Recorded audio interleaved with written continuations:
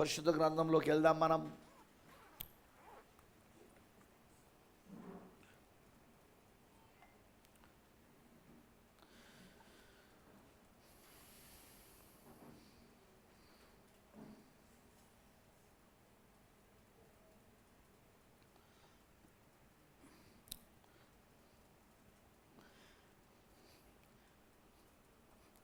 Already మనం subject ఏం చూసుకున్నామంటే కొత్త జన్మ నుండి తలరాయి. మీకు అది అర్థమైంది అనుకుంటా. మరి ఇప్పుడు కూడా నేను పాస్టర్ రూఫస్ డానియల్ గారి దగ్గర 3 కూటాలు దాని మీదనే క్లియర్గా ఎక్స్ప్లెనేషన్ ఇచ్చిన. అది మళ్ళీ నేను ఇక్కడ చెప్పాల్సిన అవసరం లేదు. ఆ సబ్జెక్ట్ వినండి మీరంతా. పుత్ర స్వీకారం మీద మాట్లాడాను. అదొక మంచి సబ్జెక్ట్. అది తప్పకుండా మీరు విని దీవించబడాలని నేను కోరుతా ఉన్నాను. హల్లెలూయా. ఎంతమంది ఈ వాక్యాన్ని ప్రేమిస్తున్నారు? You love the word. వాక్యాన్ని ప్రేమిస్తున్నారా మీరు? ఆమేన్. హల్లెలూయా. నిజంగా ఈ వాక్యము అద్భుతమైనది కదా. ఆమేన్. హల్లెలూయా. నిజంగా ఈ వాక్యం అద్భుతమైనదా? అవును, అద్భుతమైనది. అందుకే మనం ఈ రోజున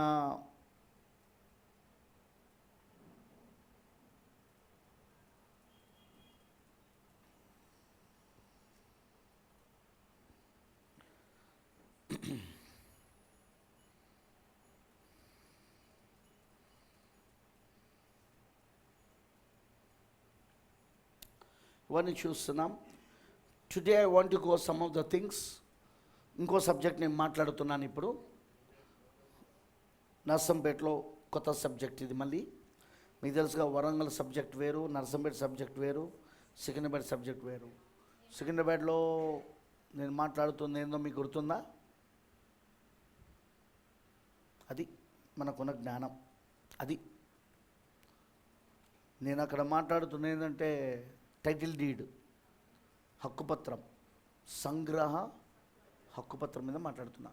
కాకపోతే పోయిన ఆదివారం అక్కడ చాలా ఆటంకమైంది. వర్షం పడి కరెంటు పోయింది. దానివలన నేను ఆ సబ్జెక్ట్ చెప్పలేదు. ఈ వారం చెప్తాను. పోయిన వారం కాకపోతే ప్రస్తుతం, అది విన్నారో లేదో నాకు తెలియదు, ప్రస్తుతం ఎంటైమెసెస్ సంఘాలు ఎవరెవరు ఏ స్థితిలో ఉన్నారు. ఓన్లీ ఒక్కటే ఒక సంఘం ఉంది. అది మాత్రం ఎఫెస్లో ఉంది. సరిగ్గా ఏలియా వచ్చి, ఏది మలాకి 4వ అధ్యాయంలో 5-6 వచనాలలో ఏలియా వస్తానని వాగ్దానం చేశాడు. దేవుడు వాగ్దానం చేశాడుగా. ఈ ఏలియా 2వ రాకడ ముందు వచ్చే ఏలియా ఈయన. మొదటి రాకడ ముందు వచ్చే ఏలియా కూడా అక్కడే రాయబడి ఉన్నది. 2వ రాకడ ముందు వచ్చే ఏలియా కూడా. ఎందుకంటే భయంకరమైన మరియు మహాదినము, 2 దినాలు. మహాదినము వేరు, భయంకరమైన దినం వేరు. మహాదినం ముందు వచ్చిన ఏలియాను బాప్తిజమం ఇచ్చు యోహాను తెలుసుగా మీ అందరికీ. మహాదినంలో వచ్చిన ఏలియా ఆయన ఏంటిది? ఆయన తండ్రుల హృదయాలను పిల్లల తండ్రులు ఎవరు? అప్పుడున్న ఇజ్రాయేలులకు. ఆయన వచ్చింది ఇజ్రాయేల్ దగ్గర కదా. మొదటి రాకడ ఇజ్రాయేలుకు, 2వ రాకడ అన్యులకు. మొదటి రాకడలో ఇజ్రాయేలులకు మనం గమనిస్తే వాళ్ళ హృదయాలు అబ్రహాము, ఇస్సాకు, యాకోబు, మోషే తండ్రులు. వాళ్ళకప్పుడు వాళ్ళ తండ్రులు, పితరులు వాళ్ళు. ఆ తండ్రుల హృదయాలను కుమారుని వైపు, అంటే యేసుక్రీస్తు వైపు. కుమారుడు ఎవరు? దేవుని కుమారుడు ఎవరు? యేసుక్రీస్తు. యేసుక్రీస్తు వైపు తిప్పడానికి వచ్చాడు బాప్తిసం ఇచ్చే యోహాను. ఆమేన్. అది మహాదినమునకు ముందు.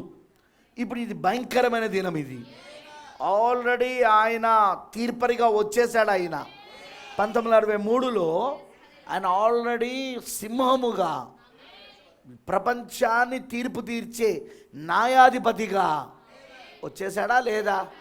జడ్జ్గా వచ్చేసాడా లేదా?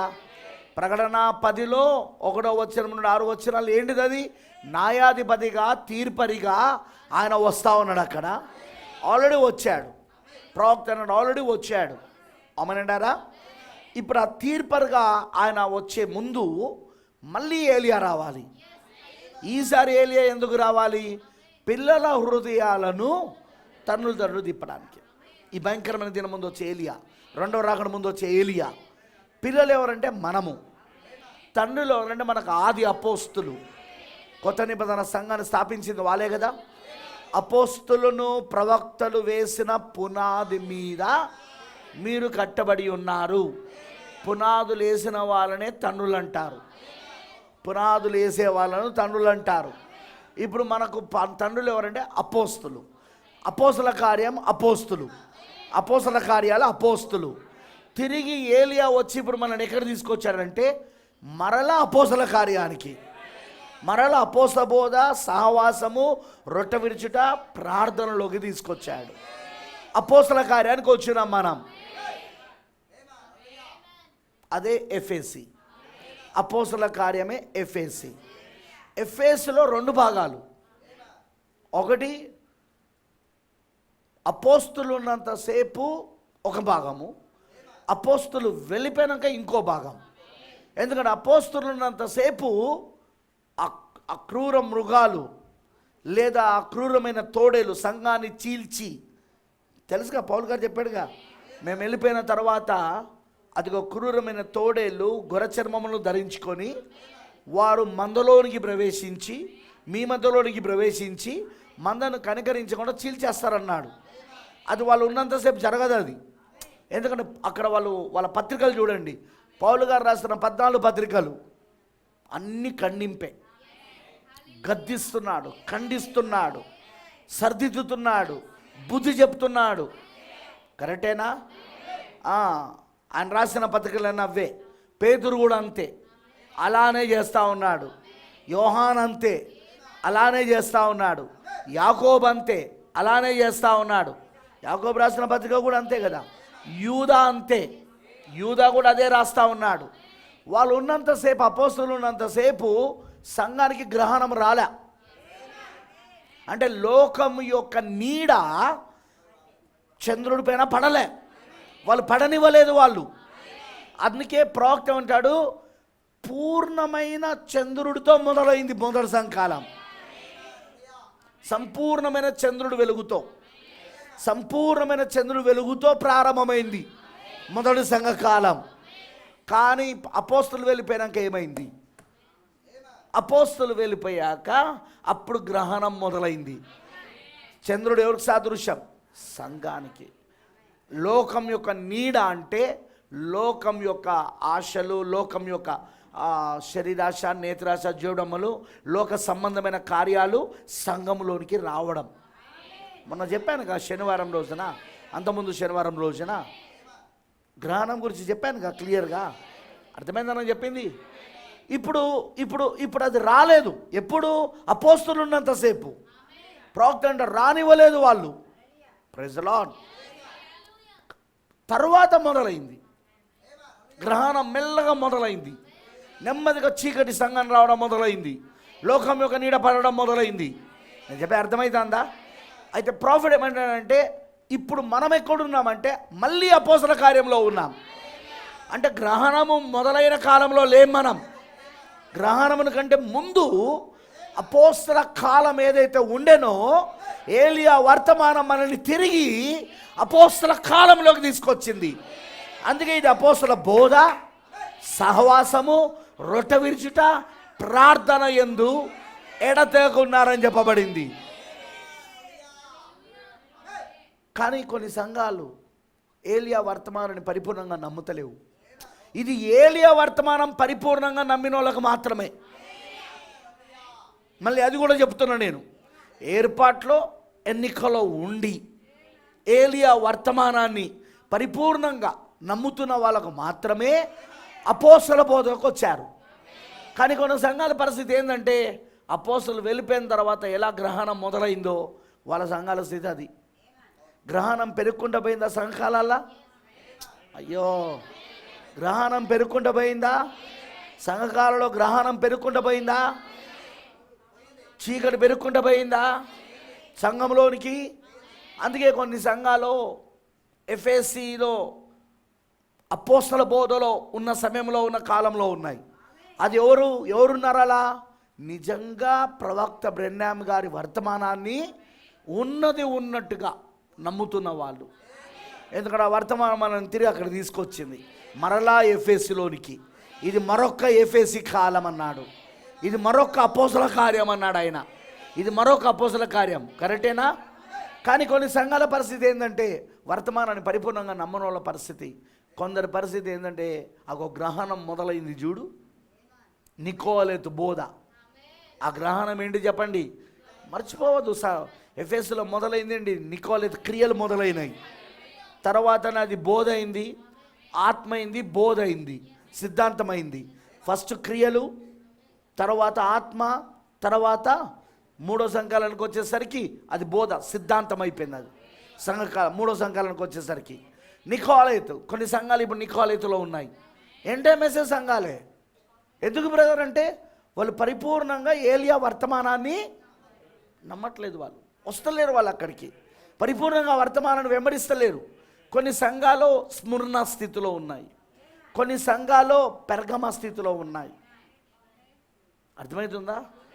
కొన్ని సంఘాలు థియోతేరా స్థితిలో ఉన్నాయి, ఇంకొన్ని సంఘాలు సార్దీస్, ఇంకా మార్మన్సు మార్మన్సు మార్మన్సు మార్మన్సు మార్మన్సు, ప్రసంగం తెరిస్తే మార్మన్సు. ఇంకొన్ని సంఘాలు ఓన్లీ బాప్తిజమం బాప్తిజమం బాప్తిజమం బాప్తిజమం. యేసుక్రీస్తులో బాప్తిజం తీసుకున్నా, యేసుక్రీస్తులో బాప్తిజం తీసుకున్నా, యేసుక్రీస్తులో బాప్తిజం అయితే వర్తమానం పోయిగా ఉన్నారుగా. మనకు నరసంపేటలో కూడా ఉన్నారు. ఓన్లీ యేసుక్రీస్తు బాప్తిజం అంతే. ఇక వీళ్ళెవరు? ఫిలదెల్ఫియా. ఇంకొన్ని సంఘాలు లవోదికియా, పెంతెకోస్తు ఆత్మ, డ్యాన్సులు చేయడం, చప్పట్లు కొట్టడం, ఇంకా భాషలు మాట్లాడడం ఉన్నాయి ఆ సంఘాలు మెసేజ్లా. ఓరే బాబు బోలెడు ఉన్నాయి అవి. మీకు తెలియదు, నాకు తెలుసుగా, నేను తిరుగుతాగా. కొంతమంది ఇప్పుడు లవోదికియా, పెంతెకోస్తులో ఉన్నారు వాళ్ళు.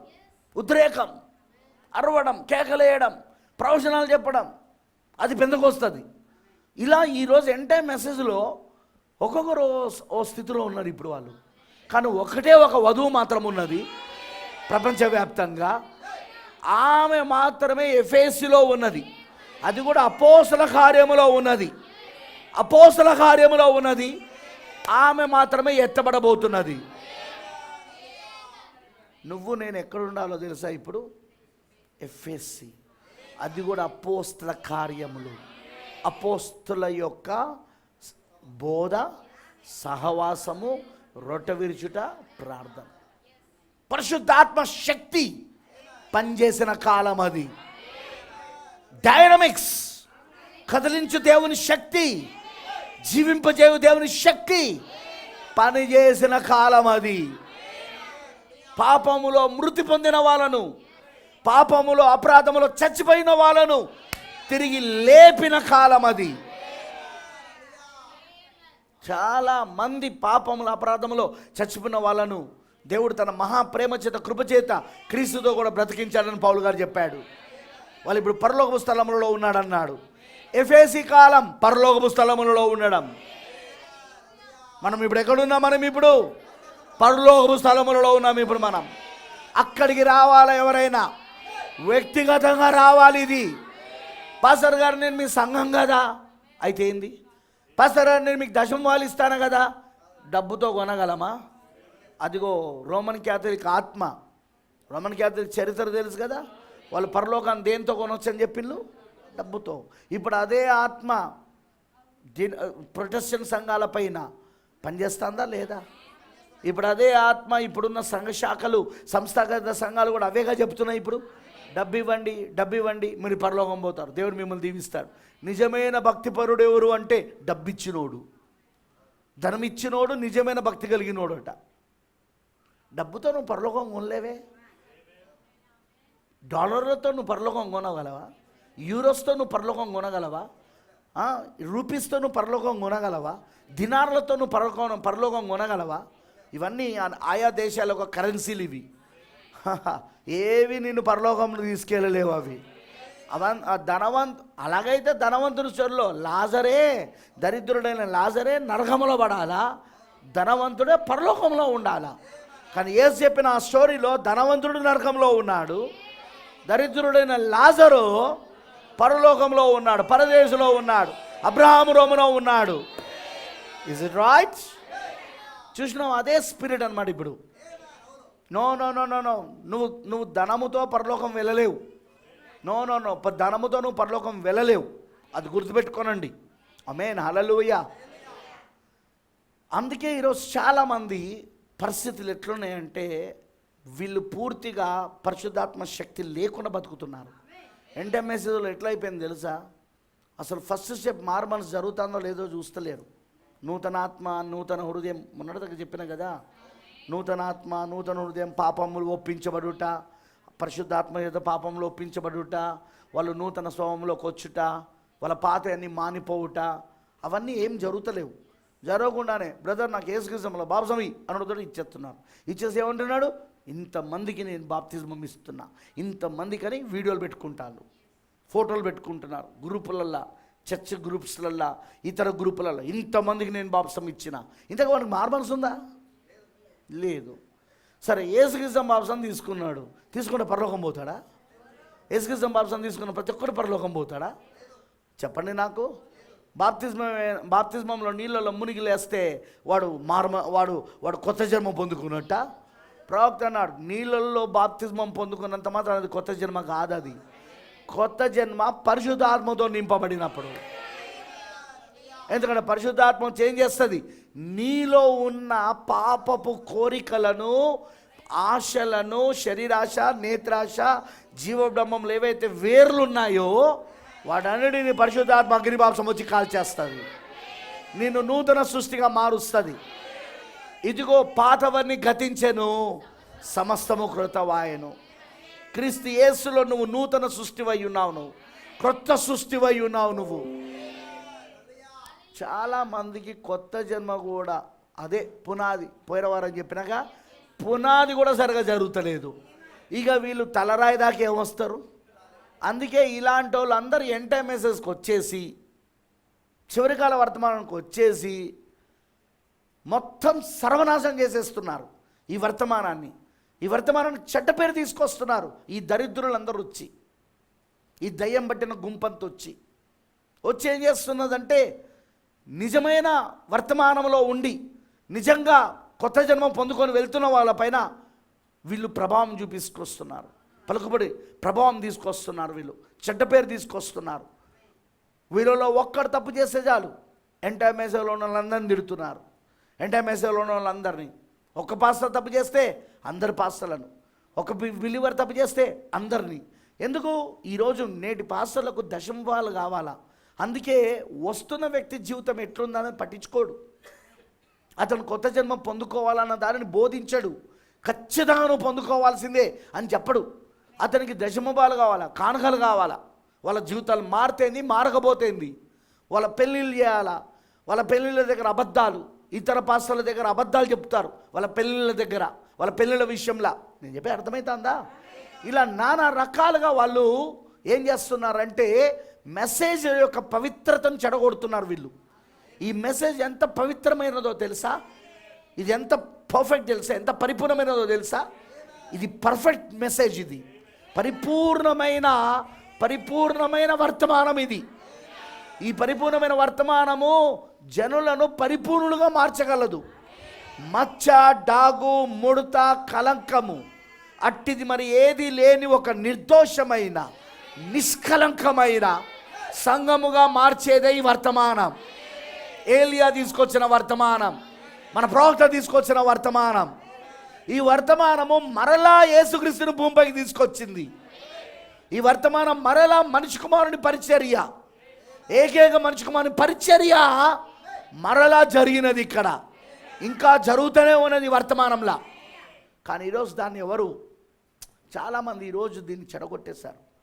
నేను అప్పుడప్పుడు గుర్తు చేసుకుంటా, 30 ఏళ్ల క్రితం నేను వచ్చినప్పుడు ఈ వర్తమానంలో ఎవడు లేడు. అప్పుడే బాగుంది, ఎవడు లేనప్పుడే. ఎందుకు బాగుందంటే అప్పుడు మేము నిజంగా దేవునికి సమర్పించుకొని వచ్చిన కొద్దిమంది అయినా సరే కొత్త జన్మ పొందుకొని తిరిగి జన్మించబడి దేవుని వాక్యం కోసం నిలబడి వెళ్ళారు, సమర్పించుకున్నారు దేవుడికి, అర్పించుకున్నారు దేవుడికి, బలి అర్పణ చేసుకున్నారు. ఇప్పుడు బలి అర్పణలు కాదు, ఇతరులను బలి చేస్తున్నారు. సంఘాలను చీల్చి పక్కన సంఘం పెట్టడం బలి అర్పణ కాదు, బలులు చేస్తున్నారు వీళ్ళు. సంఘాలను చీల్చి పక్కన సంఘం పెట్టడం అవునా కాదా? వీళ్ళు చేసే పనులు అవే ఇప్పుడు. కానీ ప్రేమైన దేవుని పిల్లలారా, గుర్తుపెట్టుకోనండి, మనం ఒకటి గుర్తుపెట్టుకోవాలి, వీటన్నిటి మధ్యలో ఒక వధువు ఉన్నది. బ్రదర్, ఇంత గందరగోళం ఉన్నా, ఇంత భయంకరమైన స్థితిలో సంఘాలు ఉన్నా, వాటి మధ్యలో ఒక వధువు ఉన్నది. మరలా ఎఫెసులోనికి వచ్చిన వధువు, మరలా అపోస్తల కార్యంకి వచ్చిన వధువు.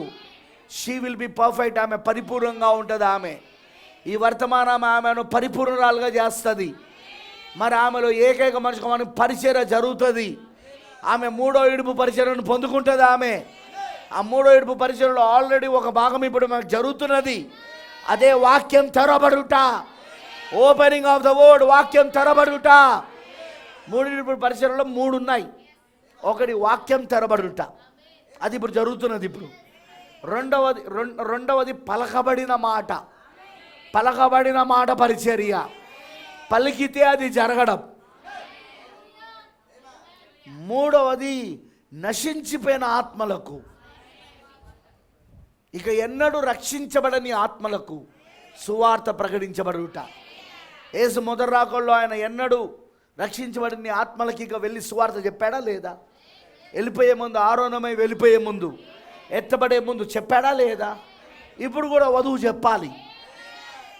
నోవాహు తాను వెళ్ళిపోయే ముందు, వర్షం కుమ్మరించబడి తన ఓడ పైకి వెళ్ళిపోయే ముందు, తాను కూడా 7 రోజులు లోబడ ఉన్నప్పుడు, ఓడ లోబడ ఉన్నప్పుడు ఏంటిది? ఆ 7 రోజులు ఏంటిదట?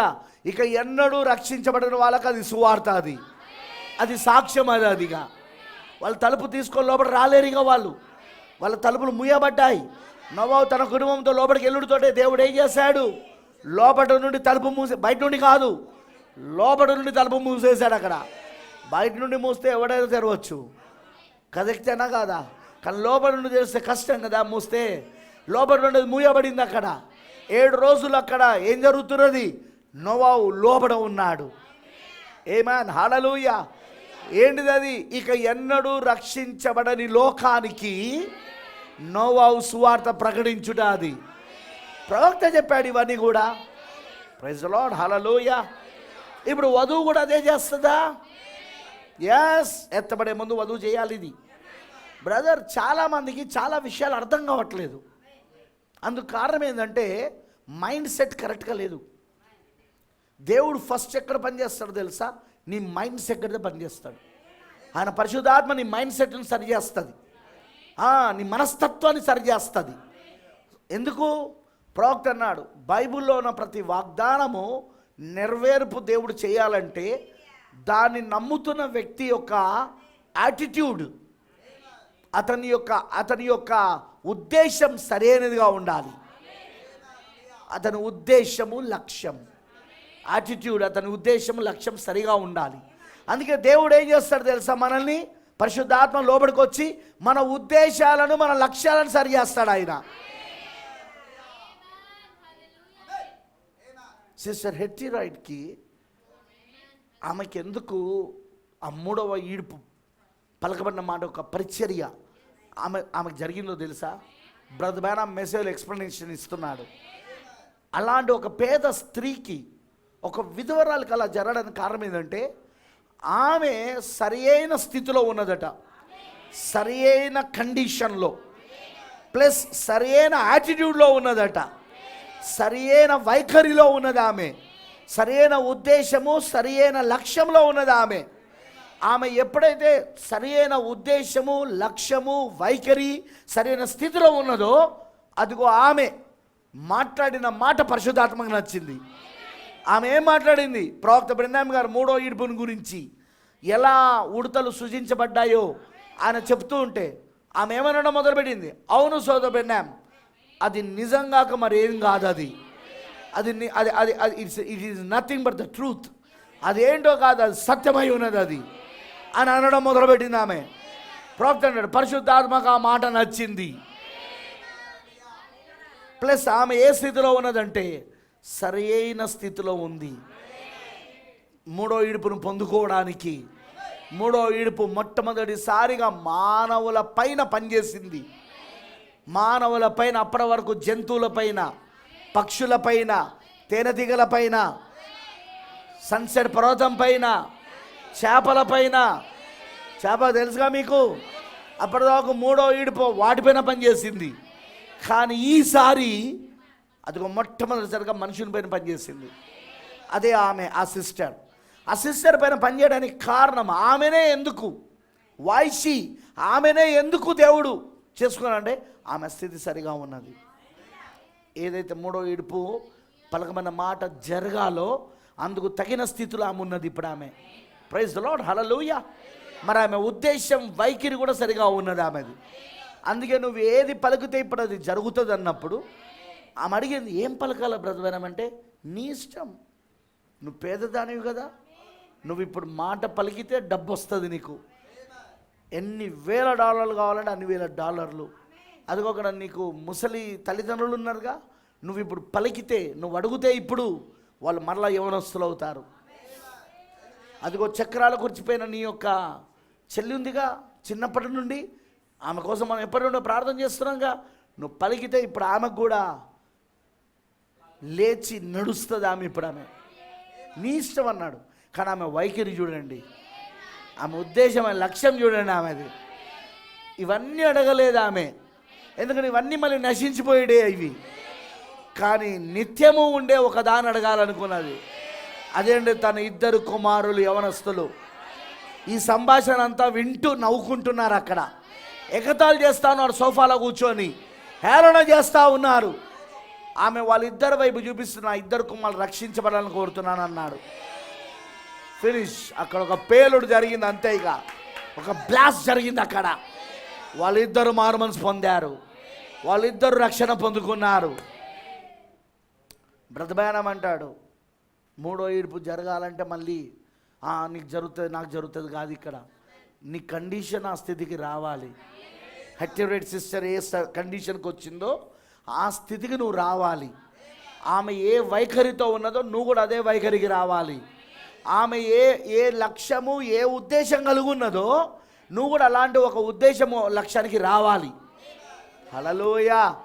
మరి ప్రవక్త అంటాడు, ఈ బైబిల్లో ఉన్న ప్రతి వాగ్దానము ఎవరికి దేవుడు నెరవేర్చేస్తాడంటే, ఎవరి ఉద్దేశము, లక్ష్యము సరిగ్గా ఉంటుందో అప్పుడు ఈ బైబిల్లో ఉన్న ప్రతి వాగ్దానం వాళ్ళకి దేవుడు జరిగిస్తాడు. వాగ్దానం ముట్టిగా నమ్మితే కూడా సరిపోదు. మళ్ళీ నువ్వు నమ్ముతూ ఉన్నప్పుడు నీ ఉద్దేశము, వైఖరి కూడా కరెక్ట్గా ఉండాలి.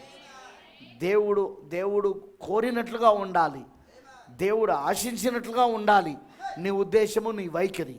నువ్వు ఆ స్థితిలో ఉండాలి నువ్వు. మళ్ళీ అప్పుడు దేవుడు నీకు ఈ వాగ్దానాన్ని నెరవేర్చేస్తాడు.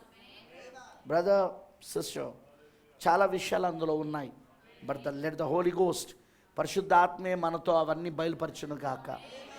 Let's turn to the Bible, the book of Exodus, నిర్గమకాండం 23వ అధ్యాయము. 23వ అధ్యాయంలో 7 పండుగలు ఉంటాయి, తెలుసుగా మీకు. ఇంటికి వెళ్ళంగా చదువుకోండి. మళ్ళీ చాలాసార్లు చెప్పినా కానీ మళ్ళీ చెప్తున్నా. 23వ అధ్యాయంలో 7 పండుగలు ఉంటాయి. 23వ అధ్యాయంలో 7 పండుగలు ఉంటాయి, గుర్తుంచుకోండి. అందులో ఇప్పుడు మనం ఒక పండుగ గురించి చదవబోతున్నాం. నిర్గమకాండం 23వ అధ్యాయము 16వ వచనం. 23:16. నీవు పొలములో విత్తిన నీ వ్యవసాయముల తొలి పంట యొక్క కోత పండుగను, పొలంలో నుండి నీ వ్యవసాయ ఫలములను నువ్వు కూర్చుకొని తర్వాత సంవత్సరాంతమందు ఫల సంగ్రహపు పండుగను ఆచరించవలెను.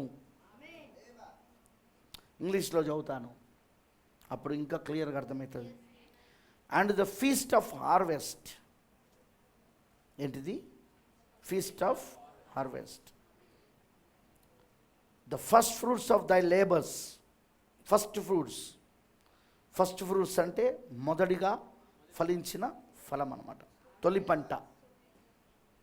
First fruits of thy labour which the sown in the field. And the feast of ingathering which is the end of the year when thou hast gathered in thy labors out of the field. వింటున్నారా? మళ్ళీ తెలుగులో, నువ్వు పొలంలో విత్తిన నీ వ్యవసాయముల తొలి పంట యొక్క కోత పండుగను, పొలంలో నుండి నీ వ్యవసాయ ఫలములను నువ్వు కూర్చుకున్న తర్వాత సంవత్సరాంతమందు ఫల సంగ్రహపు పండుగను ఆచరింపవలెను. సంవత్సరమునకు 3 మార్లు పురుషులందరూ ప్రభువైన యెహోవా సన్నిధి కనబడవలెను. ఓకే, ఇదో కంపల్సరీ 3 సార్లు కనబడాలి వాళ్ళు. మొదటి నెల కనబడాలి, మొదటి నెలలో 3 పండుగలు, తర్వాత పెంతెకోస్తు పండుగ మధ్యలో వస్తుంది. అది కరెక్ట్గా పస్కా పండుగ నుండి మొదలుకొని 50 రోజులకు వస్తుంది. పెంతెకోస్తు అంటే 50 రోజులకు వస్తుంది. అది పెంతెకోస్తు పండుగకు రావాలి. తర్వాత నెక్స్ట్ అంటే సామాన్యంగా ఎట్లుంటుందంటే మొదటి నెలలో ఆ 3 పండుగలు ఏవైతే ఉన్నాయో ఆ 3 పండుగలు, యెహోవా యొక్క 3 పండుగలు, పస్కా పండుగ, తర్వాత మన పులియని రొట్టెల పండుగ, పొంగని రొట్టెల పండుగ, ఆ తర్వాత అది పులియని రొట్టెల పండుగ, ఆ తర్వాత ఇది ప్రథమ ఫలముల పండుగ. అర్థమవుతుంది అందరికీ? అదే కోతకాల పండుగ. ఈ 3 మొదటిగా నెలలో వస్తాయి. మరియు ప్రభు చిత్తమైతే నేను దాన్ని చూపించడానికి ప్రయత్నిస్తాను. నెక్స్ట్ తర్వాత 50వ రోజుకి వచ్చేది పెంతెకోస్తు పండుగ. ఏమా అర్థమైంది అందరికీ? 50వ రోజుకి వచ్చేది పెంతెకోస్తు పండుగ. ఆ తర్వాత వచ్చేది నెక్స్ట్ వచ్చేది 7వ నెలలో మళ్ళీ 3 పండుగలు వస్తాయి. అక్కడ బూరల పండుగతో మొదలవుతుంది 7వ నెలలో. 7వ నెలలో బూరల పండుగ, నెక్స్ట్ ప్రాయశ్చిత్తపు పండుగ, తర్వాత గుడారాల పండుగ, అదే పర్ణశాలల పండుగ అంటారు. అర్థమవుతుందా? ఫీస్ట్ ఆఫ్ టబర్నాకిల్స్ 3 సార్లు కనబడతారు వీళ్ళు. ప్రతి పురుషుడు ఖచ్చితంగా దేవుడి మందిరంలో 3 సార్లు కనబడాలి, యెరూషలేములో దేవుడి మందిరంలో. అర్థమవుతుందా? ఈ పండుగలు దేవుడు వాళ్ళకి ఎందుకు ఇచ్చాడు? విమోచన కోసం ఇచ్చాడు ఆయన. దేనికోసం ఇచ్చాడు ఆయన? వినబడతలేదు నాకు. తిని తాగి ఎగరడానికి కాదు. ఈరోజు మనము క్రైస్తత్వంలో తయారు చేసుకున్న పండుగలన్నీ తిని తాగి ఎగరడానికే కాదా? చెప్పండి నాకు. క్రిస్మస్ ఎందుకు? దానికోసమే కదా. తిని తాగి ఎగరడానికే వాళ్ళు పెట్టుకున్నది. ఎందుకంటే అసలు బైబిల్లో లేని పండుగ అది. కొత్త నిబంధన లేదు, పాత నిబంధన లేదు, రెండిట్లలో లేని పండుగ అది. కానీ అలాంటి పండుగ ఈ రోజున ప్రపంచమంతా చేసుకోవడానికి కారణం తిని తాగి ఎగరడానికే. కానీ అసలు పండుగలు దేవుడు ఎందుకు ఇచ్చాడు బైబిల్లో అంటే, ఇక్కడ 23వ అధ్యాయంలో 7 పండుగలు ఇచ్చాడు ఆయన. ఆ 7 పండుగలు దేవుడు ఇవ్వడానికి కారణం ఏంటిదంటే అవి విమోచనకు సంబంధించినవి. అవి మొదటి రాకడలో మొదటి 3 పండుగలు అయిపోయినాయి. యేసుక్రీస్తు పస్కా పశువుగా చనిపోయాడు, పాతిపెట్టబడ్డాడు, తిరిగి లేచాడు. పస్కా పశువు పండుగ చనిపోవడం, పాతిపెట్టబడి తిరిగి లేచేటప్పుడు కుళ్ళిపోకుండా లేపబడడం, అదే పొంగని రొట్టెల పండుగ, అదే పులియని రొట్టెల పండుగ. ఆమెనంటారా? తిరిగి లేస్తున్నప్పుడు ఆయన ప్రథమ ఫలముగా లేవడం. ఆయన ప్రథమ ఫలముగా, అది ప్రథమ ఫలముల పండుగ. తర్వాత పెంతెకోస్తు పండుగ రోజున పరిశుద్ధాత్మ అగ్ని బాప్తిజమము వచ్చింది అక్కడ. అప్పటి నుండి 7 సంఘాల అంతట్లో పరిశుద్ధాత్మ బాప్తిజమము, అదే పెంతెకోస్తు పండుగ. 7 సంఘకాల అంతటిలో పరిశుద్ధాత్మ బాప్తిజమము. కరెక్టేనా? అది తర్వాత 7వ నెలకు వచ్చినప్పుడు అదిగో బూరల పండుగతో మళ్ళీ 7వ నెల మొదలైంది. అదే 7వ సంఘకాలం. 7వ సంఘకాలమే 7వ నెల. ఇక్కడ వింటున్నారా? బూరల పండుగ లవోదికీయ సంఘకాలం బూరల పండుగతో మొదలైంది. ఆమెనంటారా? బూరల పండుగ ఏం చేసింది? వాళ్ళందరినీ మళ్ళీ సమకూర్చింది. ఇజ్రాయెల్ అందరినీ మళ్ళీ తిరిగి ఇప్పుడు వారిని వారి దేశంలో, వారి వాగ్దాన దేశంలో సమకూర్చింది అక్కడ. ఏమాన్? అదే బూరల పండుగ మనల్ని ఏం చేసింది? రూతుని ఎలాగైతే నయోమి తిరిగి తీసుకొచ్చిందో మోయాబు దేశంలో నుండి వాగ్దాన దేశంలోనికి తీసుకొచ్చిందో, హల్లెలూయా. అలానే ఈరోజు అన్యజనులైన వధువు కూడా 7వ దూత వర్తమానము ద్వారా తిరిగి వాగ్దానంలోనికి తీసుకొని రాబడింది. ఎందుకు? రూతు బోయాజును వివాహం చేసుకోవాలన్నా, యేసుక్రీస్తు యొక్క వధువుకి ఆమె సాదృశ్యంగా ఉండాలన్నా, యేసుక్రీస్తు వంశావళిలో ఆమె రావాలన్నా, ఆమె ఎక్కడికి రావాలంటే బెత్లెహేముకి రావాలి. ఆమె దావీదు పట్టణమైన బెత్లెహేముకి రావాలి, బోయాజ్ దగ్గరికి రావాలి. బోయాజ్ ఎవరు అంటే ఈ పంట అంతటికి ఆయనే ప్రభు అయి ఉన్నాడు. Is the lord of the harvest. ఆయన కోతకు యజమాని అయి ఉన్నాడు. ఆయన కోతకు ప్రభు అయి ఉన్నాడు. ఆయన కోత యొక్క ప్రభువు, కోత యొక్క యజమాని. యేసు మాట్లాడిన మత్తయి సువార్తలా. ప్రైజ్ ది లార్డ్, హల్లెలూయా. ఇప్పుడు రూతు ఆయన దగ్గరకు వచ్చింది. ఎందుకంటే ఆయన ఇప్పుడు రూతుని విడిపించి, ముందు రూతుని వివాహం చేసుకోవాలి, ఆ తర్వాత నయోమిని విడిపించి నయోమి స్వాస్థాన్ని కూడా విడిపించాలా. అప్పుడు రూతు మరియు బోయాజు భార్య భర్తలు ఇద్దరు, అలానే నయోమి యొక్క ఆస్తిలో ఎలిమేలకు, ఆమె భర్త పేరు ఎలిమేలకు యొక్క స్వాస్థ్యములో వీళ్ళు ముగ్గురు కలిసి జీవించాలి. అదే 1000 ఏళ్ల పరిపాలన. 1000 పరిపాలన మనం ఎక్కడ ఉండబోతున్నాం చెప్పండి? ఇండియాలనా, అమెరికాలనా? ఎక్కడుంటాం మనం? 1000 ఏళ్ల పరిపాలన ఎక్కడ ఉంటాం? 1000 ఏళ్ల పరిపాలనలో యెరూషలేములో ఉంటాం. చాలాసార్లు చెప్పిన నేను, ఇప్పుడున్న యెరూషలేము అది భూమికి మధ్యస్థ భాగం, అది అక్కడ ఉంటాం మనం. ప్రైజ్ ది లార్డ్, హల్లెలూయా. ఆ మధ్యస్థ భాగములో యెరూషలేములో ఉండి ఈ ప్రపంచాన్ని మనం పరిపాలన చేస్తాం. ఆ యెరూషలేమే నయోమి యొక్క స్వాస్థ్యం, ఎలిమేలకు నయోమి యొక్క స్వాస్థ్యం. ఆయన విడిపిస్తాడు. ఆయన 1000 ఏళ్ల పరిపాలన ముందు అన్యజనుల చేతుల్లో నుండి దాన్ని విడిపిస్తాడు ఆయన. అప్పుడు ఆయన రాజ్యాన్ని అక్కడ స్థాపిస్తాడు. అక్కడ నుండి ప్రపంచంలో ఉన్న రాజ్యాలన్నిటినీ ఆయన పరిపాలన చేస్తాడు. ఆమేన్, హల్లెలూయా. సరే, ఇప్పుడు జాగ్రత్తగా మీరు వింటున్నారా? నేను ఇప్పుడు 4వ పండుగను 3వ పండుగను తీసుకుంటాను. ఎందుకో మీకు అర్థమవుతుంది. ఆమేన్, హల్లెలూయా. అర్థమైన వాళ్ళందరూ ఆమె చెప్పండి. ఏంటిది? ప్రథమ ఫలముల పండుగ. హల్లెలూయా.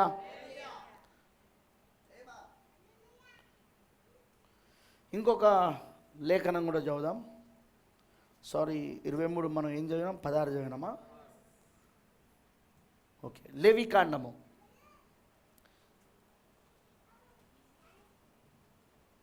ఇది నిర్గమకాండం 23 మనం చదివింది. ఎస్, లేవికాండం 23 చదువుదాం. సారీ, నేను ఇప్పటిదాకా నిర్గమకాండం చదివినా కదా, సారీ. అందులో కూడా ఉంది తొలి పంటల గురించి. సరే, ఇప్పుడు లేవికాండం 23వ అధ్యాయంలో 7 పండుగలు ఉన్నాయి. లేవికాండము 23వ అధ్యాయంలో 7 పండుగలు ఉన్నాయి.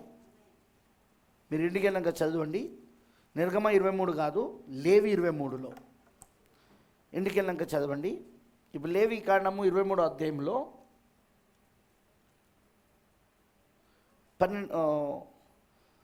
10వ వచనం చదువుదాం.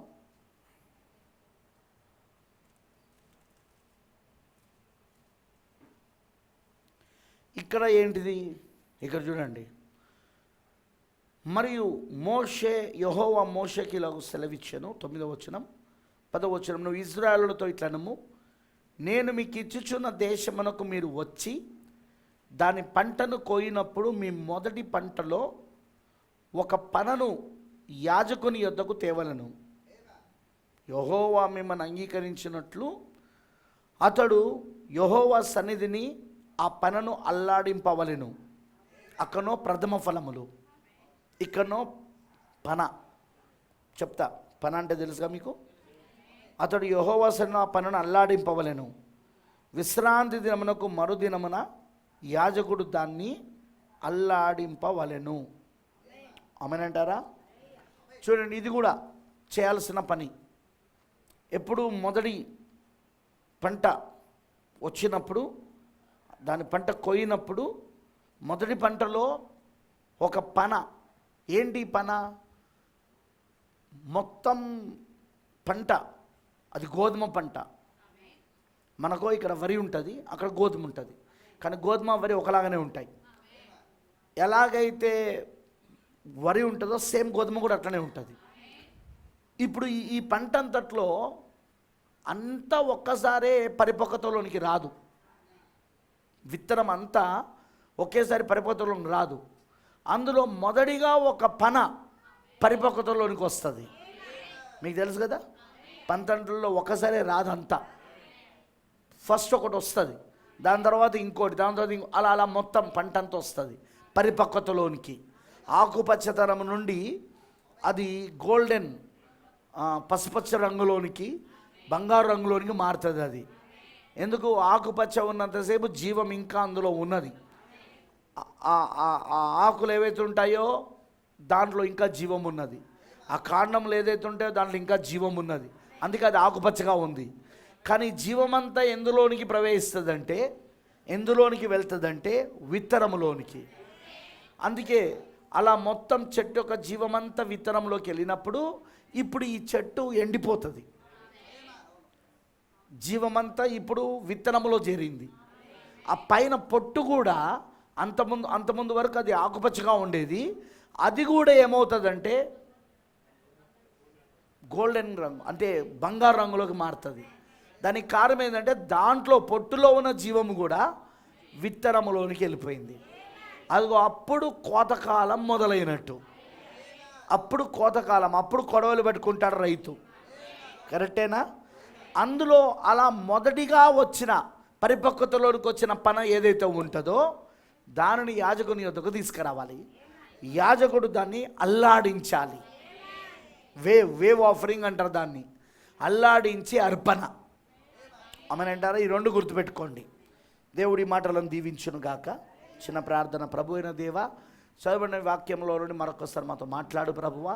ఈ విషయాలన్నీ మాకు అర్థమైనట్లుగా నీ పరిశుద్ధాత్మ మాకు తెరుచును గాక. ఇంకా అనేక విషయాలు మాకు బయలుపరచబడును గాక. నీకు సమర్పిస్తూ యేసుక్రీస్తు నామమున అడుగుచున్నాం. ఆమేన్. దయచేసి కూర్చోనండి.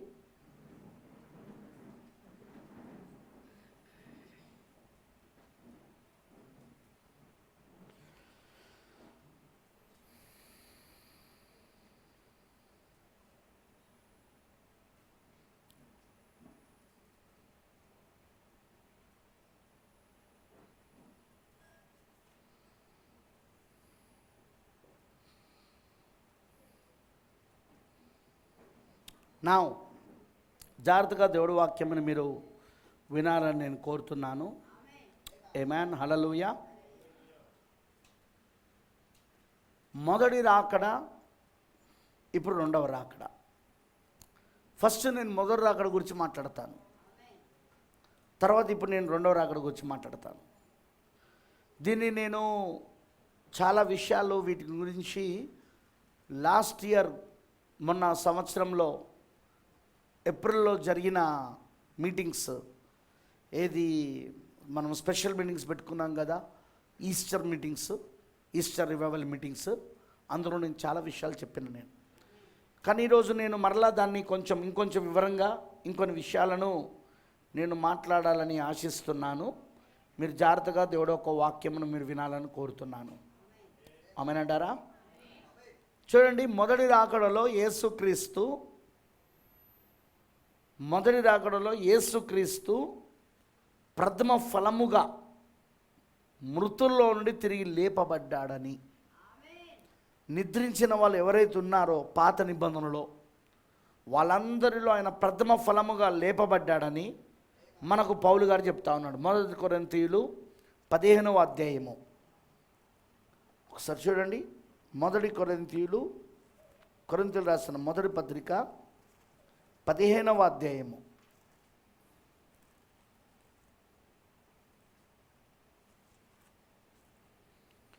20వ వచనం నుండి చదువుకుందాం.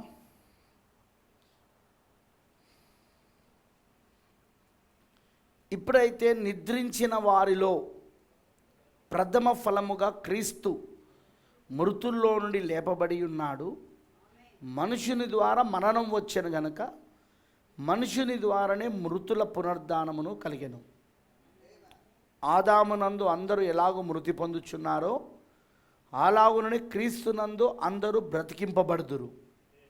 ప్రతి వాడును తన వరసలోనే బ్రతికింపబడును. ప్రథమ ఫలము క్రీస్తు. తర్వాత క్రీస్తు వచ్చినప్పుడు ఆయన వారు బ్రతికింపబడుదురు. హల్లెలూయా. అటు తర్వాత ఆయన సమస్తమైన ఆధిపత్యమును, సమస్తమైన అధికారమును, బలమును కొట్టివేసి తన తండ్రి అయిన దేవునికి రాజ్యం అప్పగించును. అప్పుడు అంతము వచ్చును. ఆమేన్. ఓకే, ఇప్పుడు జాగ్రత్తగా మీరు గమనించండి. ఇక్కడ లేఖనం ఏమంటుందంటే ప్రథమ ఫలం ఎవరు అంటే క్రీస్తు అంటున్నాడు. ప్రథమ ఫలం ఎవరండి? వినబడతలేదు నాకు. క్రీస్తు ప్రథమ ఫలము క్రీస్తు అయి ఉన్నాడు. దీని గురించి నేను కొంచెం కొన్ని విషయాలు మాట్లాడాలని నేను ఆశిస్తున్నాను. మీరు జాగ్రత్తగా వింటారని నేను నమ్ముతున్నా. నేను హల్లెలూయా, ఆమేన్.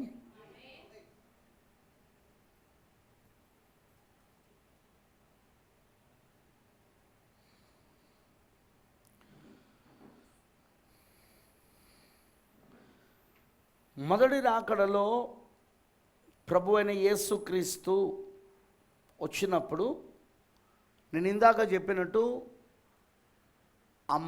మొదటి 3 పండుగలు యేసుక్రీస్తు యొక్క మొదటి రాకడలో జరిగినాయా లేదా? జరిగినాయి. అందులో ఏ సందేహం లేదు. There is no question. మనం ప్రశ్నించాల్సిన అవసరం కూడా లేదు మనకు. ఆమేన్. ఇప్పుడు మనం గమనిస్తే ప్రియమైన దేవుని పిల్లలారా, ఇప్పుడు మొదటి రాకడలో ఏదైతే అక్కడ జరిగిందో ఇప్పుడు మరలా రెండవ రాకడలో కూడా జరగాలి. ఆమేన్. అర్థమైంది అందరికీ? మొదటి రాకడలో ఏదైతే జరిగిందో ఇప్పుడు మరలా రెండవ రాకడలో కూడా జరగాలి. అందుకే జాగ్రత్తగా దేవుడి యొక్క వాక్యమును మీరు వినాలని నేను కోరుతున్నాను. ఆమేన్. హల్లెలూయా. ఒక పాయింట్ నేను చదవాలి.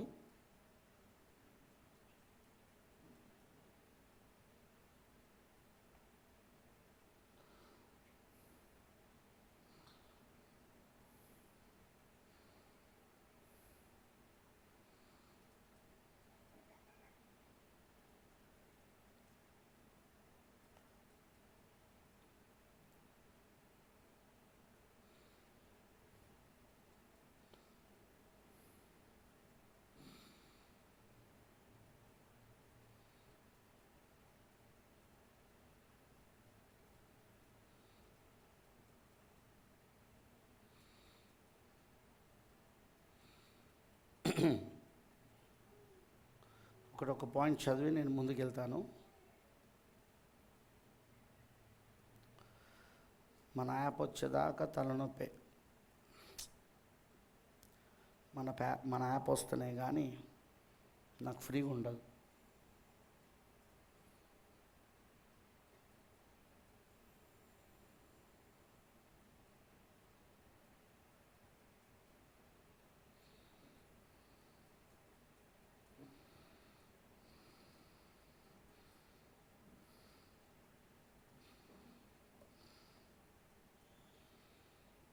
రైట్. 41. ఓకే. అది సూర్యోదయం. వర్తమానం పేరు అది సూర్యోదయం. ఎందుకంటే ఎవరైనా రాసుకున్నట్టు రాసుకోనండి, ఇంటికి వెళ్ళినాక చదువుకోనండి. నేను ఇప్పుడు చదువుతున్నాను. అది సూర్యోదయం 41.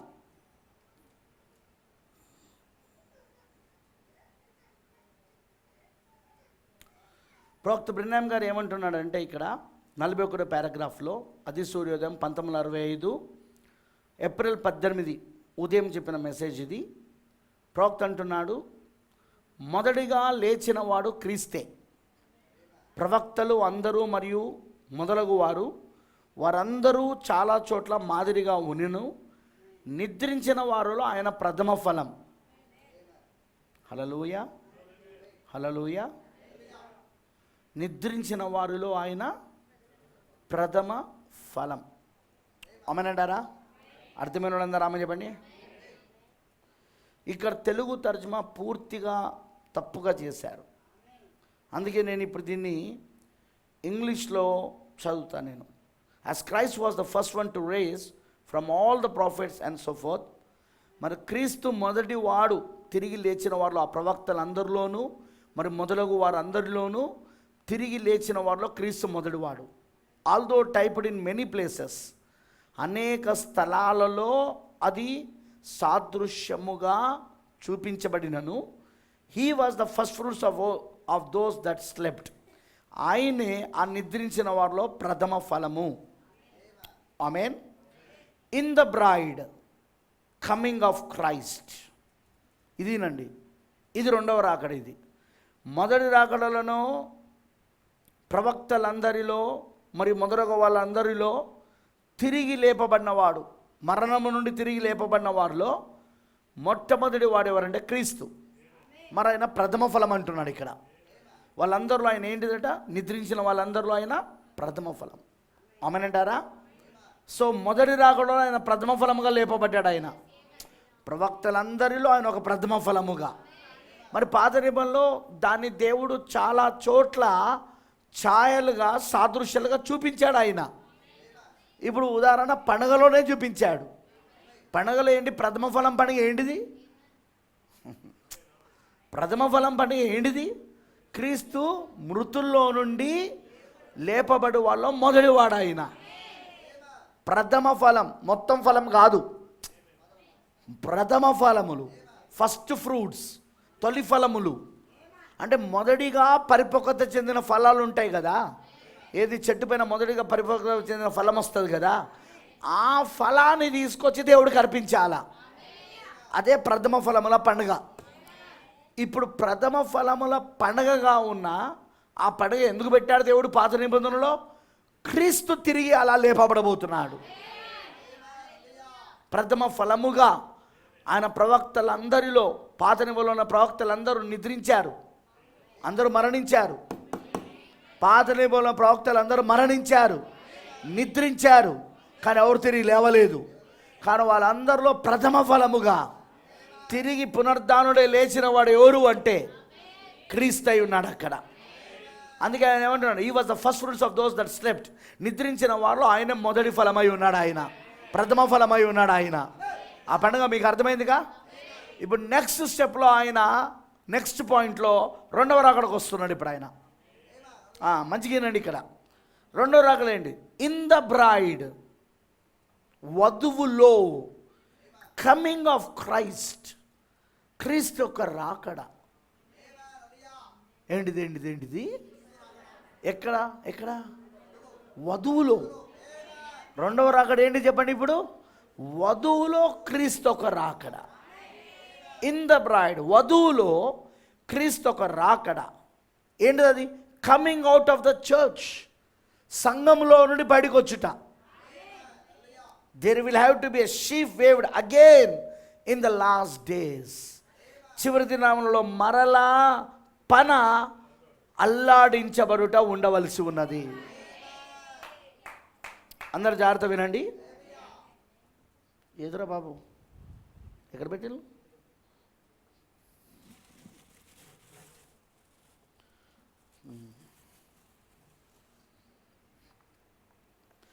ఇప్పుడు నేను చెప్పే జాగ్రత్తగా వినండి. వింటారా? జాగ్రత్తగా వినండి.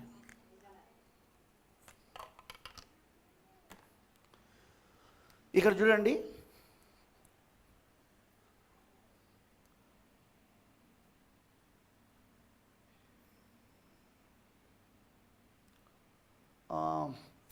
మొదటి రాకడ, ఫస్ట్ కమింగ్.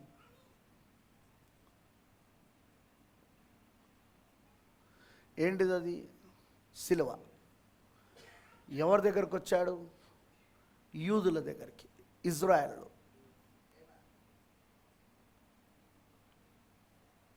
కరెక్ట్? మొదటి రాకడ. కానీ దీనికంటే ముందు పాత నిబంధన ఉన్నది, ఓల్డ్ టెస్ట్మెంట్, పాత నిబంధన.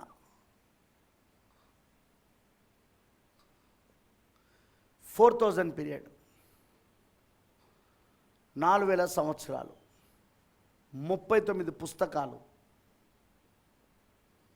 ఓకే, ప్రవక్తలందరూ, ప్రాఫిట్స్ అందరూ చనిపోయారు. ప్రవక్తలు, విశ్వాసులు, బిలీవర్స్, ఇంకా కింగ్స్, రాజులు. దావీదు రాజేగా. తర్వాత క్వీన్స్. క్వీన్స్ అంటే మీకు తెలుసుగా, రాణులు. రాణులు ఎవరో తెలుసుగా మీకు? ఎస్తేరు రాణి కాదా? ఎస్తేరు రానేనా? ఆసనేత రానేనా? వినపడతలే నాకు. కింగ్స్, క్వీన్స్, వీళ్ళందరూ చనిపోయారు, వీళ్ళంతా.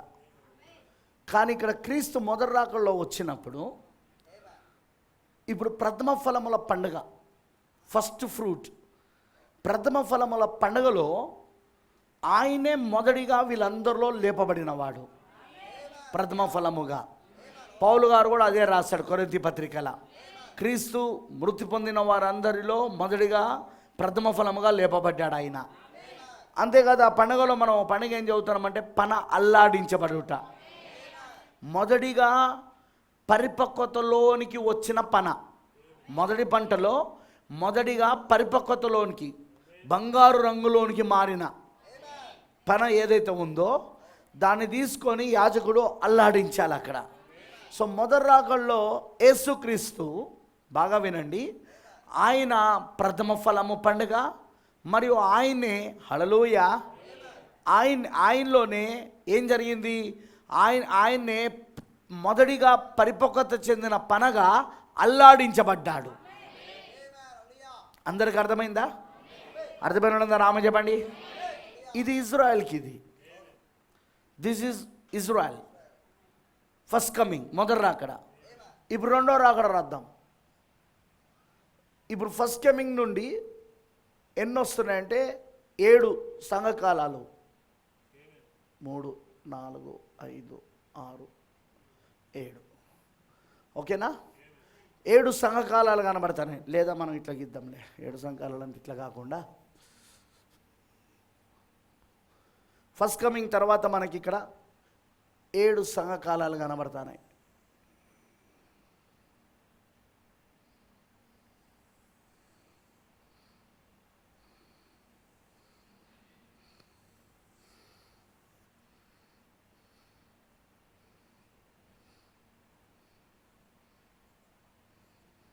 సెవెన్ చర్చేజెస్, ఇది 7 సంఘకాలాలు. ఓకే, కానీ సువార్త ఇక్కడ నుండి ఎటు తిరిగింది? ఇప్పుడు ఇజ్రాయెల్ దగ్గర నుండి అన్యుల వైపు తిరిగింది. సో ఇప్పుడు ఈ 7 సంఘకాలాలు ఏంటిది? జెంటైల్ బ్రైడ్, అవునా? అన్యజనుల వధువు. ఆమేన్ బ్రదర్. ఇక్కడ కూడా మరి ఏమైనా జరిగిందా? ఈ 7 సంఘకాలలో జరిగింది. ఇక్కడ మళ్ళీ మొదటి సంకాలంలో విత్తనము భూమిలో పాటబడింది, భూమిలో మళ్ళీ క్రీస్తు. కానీ ఈసారి ఆయన ఏ రూపములో నాటబడిందంటే వధువు రూపంలో. మొదటి దాకడలోనో ఆయన వరుడు రూపంలో వచ్చాడు, పెళ్లి కుమారుని రూపంలో వచ్చాడు. పెళ్లి కుమారుని రూపంలో గోధుమ ఎలాగైతే భూమిలో పడినప్పుడు చనిపోతుందో ఆయన కూడా అలానే చనిపోయాడు. అదే పస్కా పండుగ. తర్వాత ఆయన పాతి పెట్టబడి తిరిగి లేస్తున్నప్పుడు అది పులియని రొట్టెల పండుగ. అందుకే నా పరిశుద్ధుని నేను కూలుబెట్టనీయనని 72 గంటల లోపల ఆయన లేవాలి. ఆయన ప్రైజ్ ద లార్డ్. 3 రోజుల లోపల ఆయన లేవాలి. ఆయన అర్థమైంది అందరికీ? 3 రోజుల లోపట, ఎందుకంటే 3 రోజులు దాటితే శరీరం కులిపోతుంది కాబట్టి.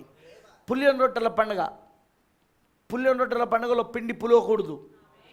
అలా ఉన్నాయి ఇక్కడ శరీరం కులిపోకూడదు.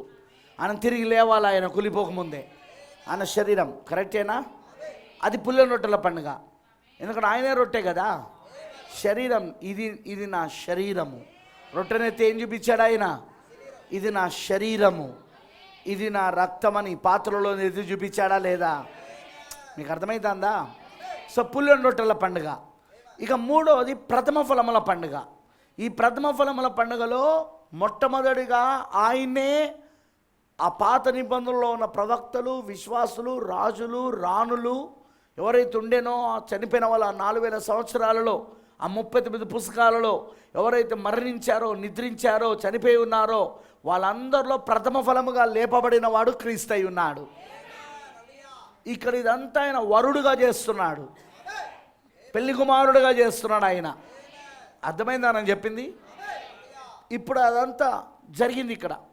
ఆ మొదటి 3 పండుగలు అదే ప్రథమ ఫలముల పండుగ. మరియు మొదటిగా అల్లాడించబడ్డాడు ఆయన. మొదటిగా పరిపక్వత చెందిన పనగా పాత నిబంధనలో ఉన్న పరిశుద్ధులందరిలో మొదటిగా పరిపక్వత చెందిన పనగా ఆయన పునరుద్ధానుడై లేచినప్పుడు అది అల్లాడించబడ్డాడు ఆయన. తర్వాత నెక్స్ట్ ఏంటిది? ఇప్పుడు ఆ గోధుమ గింజనే ఆ క్రీస్తే పెంతెకోస్తు పండుగ రోజున తనను తాను వధువులో కుమ్మరించుకున్నాడు. అర్థమైంది అందరికీ? పెంతెకోస్తు పండుగ రోజున తనను తాను మరొక శరీరంలోనికి, కరెక్టేనా? అది మరొక శరీరమేనా? అదే సంఘం. సంఘం ఏంటిది? క్రీస్తు శరీరం. అది మరొక శరీరం. అది ఎక్కడి నుండి వచ్చింది? సిలువలో నుండే వచ్చింది. అది క్రీస్తులో నుండే వచ్చింది. అది నీరు, రక్తము, ఆత్మ. ఇప్పుడు ఈ వధువు ఎలా జన్మించబడుతున్నది? నీరు, రక్తము, ఆత్మ ద్వారా. ఇది కూడా మరొక శరీరం. ఇది ఆదాములో నుండి అవ్వ ఎలా బయటకు వచ్చిందో, దేవుడు ఎలా బయటికి తీశాడో, ఇప్పుడు యేసుక్రీస్తులో నుండి శ్రీమతి యేసుక్రీస్తు కూడా అలా బయటికి తీశాడు. ఇప్పుడు ఆమెలో తనను తాను కుమ్మరించుకున్నాడు పెంతెకోస్తు పండుగ రోజున. ఇప్పుడు ఆయన ఎవరి రూపంలో ఉన్నాడంటే సంఘం రూపంలో ఉన్నాడు. అందుకే మనకు ప్రకటన గ్రంథం 1వ అధ్యాయంలో ప్రియులారా, మనకు అక్కడ ఏం కనబడుతున్నదంటే 7 దీప వృక్షముల మధ్యలో మనిషి కుమారుని పోలిన ఒకడు సంచరిస్తున్నాడు అన్నాడు. పోలిన అనే మాట ఎందుకు వాడిండు? ఎందుకంటే ఈసారి ఆయన రూపము వరుడి రూపంలో లేదు, వధు రూపంలో ఉన్నది. అది కూడా దాన్ని చూసింది ఎవరు? యోహాన్ చూశాడు. యోహాన్కి యేసుక్రీస్తు తెలియదా? యోహాన్ ఎప్పుడు యేసుక్రీస్తు రొమ్మున పైన ఆనుకొని ఉండేవాడు కదా ఆయన. కరెక్టేనా కాదా? అలాంటి ఆయన ఎప్పుడు ఆయన రొమ్ము పైన ఆనుకొని ఉండే యోహానికి యేసుక్రీస్తు ఎట్లుంటాడో తెలియదా? అయినా మనిషి కుమారుని పోలిన ఒకరిని చూచి తిని అని ఎందుకు చెప్పాడు ప్రకటన గ్రంథంలో 1వ అధ్యాయంలో? పోలిన అనే మాట. ఎందుకంటే ఆయన ఇప్పుడు ఏ రూపంలో ఉన్నాడంటే సంఘకాలాలలో ఆయన వధు రూపంలో ఉన్నాడు. అందరు వినండి, ఇక్కడ నేను చెప్పేది వధు రూపంలో. ఎలా? తనను తాను వధువులోనికి కుమ్మరించుకున్నాడు, సంఘములోనికి కుమ్మరించుకున్నాడు. అదే పెంతెకోస్తు పండుగ. ఆమేన్, హల్లెలూయా. ఇప్పుడు అందుకే ఆయన వధు రూపంలో ఉన్నాడు. వధు రూపంలో ఉన్న క్రీస్తు ఆ గోధుమ గింజ పెంతెకోస్తు పండుగ రోజున భూమిలో పడింది. 2-3 సంఘకాలాలు ఎఫెసిన భూమిలో పడింది. స్ముర్ణ, పెర్గమ సంఘకాలంలో అది కుళ్ళిపోయింది. మరియు థియోతెర సంఘకాలం 4వ సంఘకాలంలో చచ్చిపోయింది. ఆమేనంటారా? అర్థమైన ఉన్నారా? ఆమె చెప్పండి. అది చనిపోయింది. అది కానీ 5వ సంఘకాలం సాధించుకొచ్చినప్పుడు చిన్న మొలకొచ్చింది కానీ విత్తనం రాలే.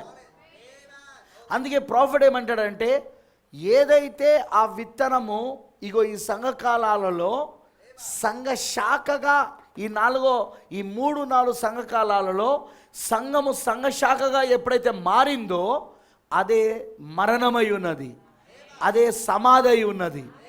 సంఘ శాఖలు ఏంటిది? మరణము, సమాధి. మీకు ఏమైనా ఎక్కిందా? మరణము, సమాధి.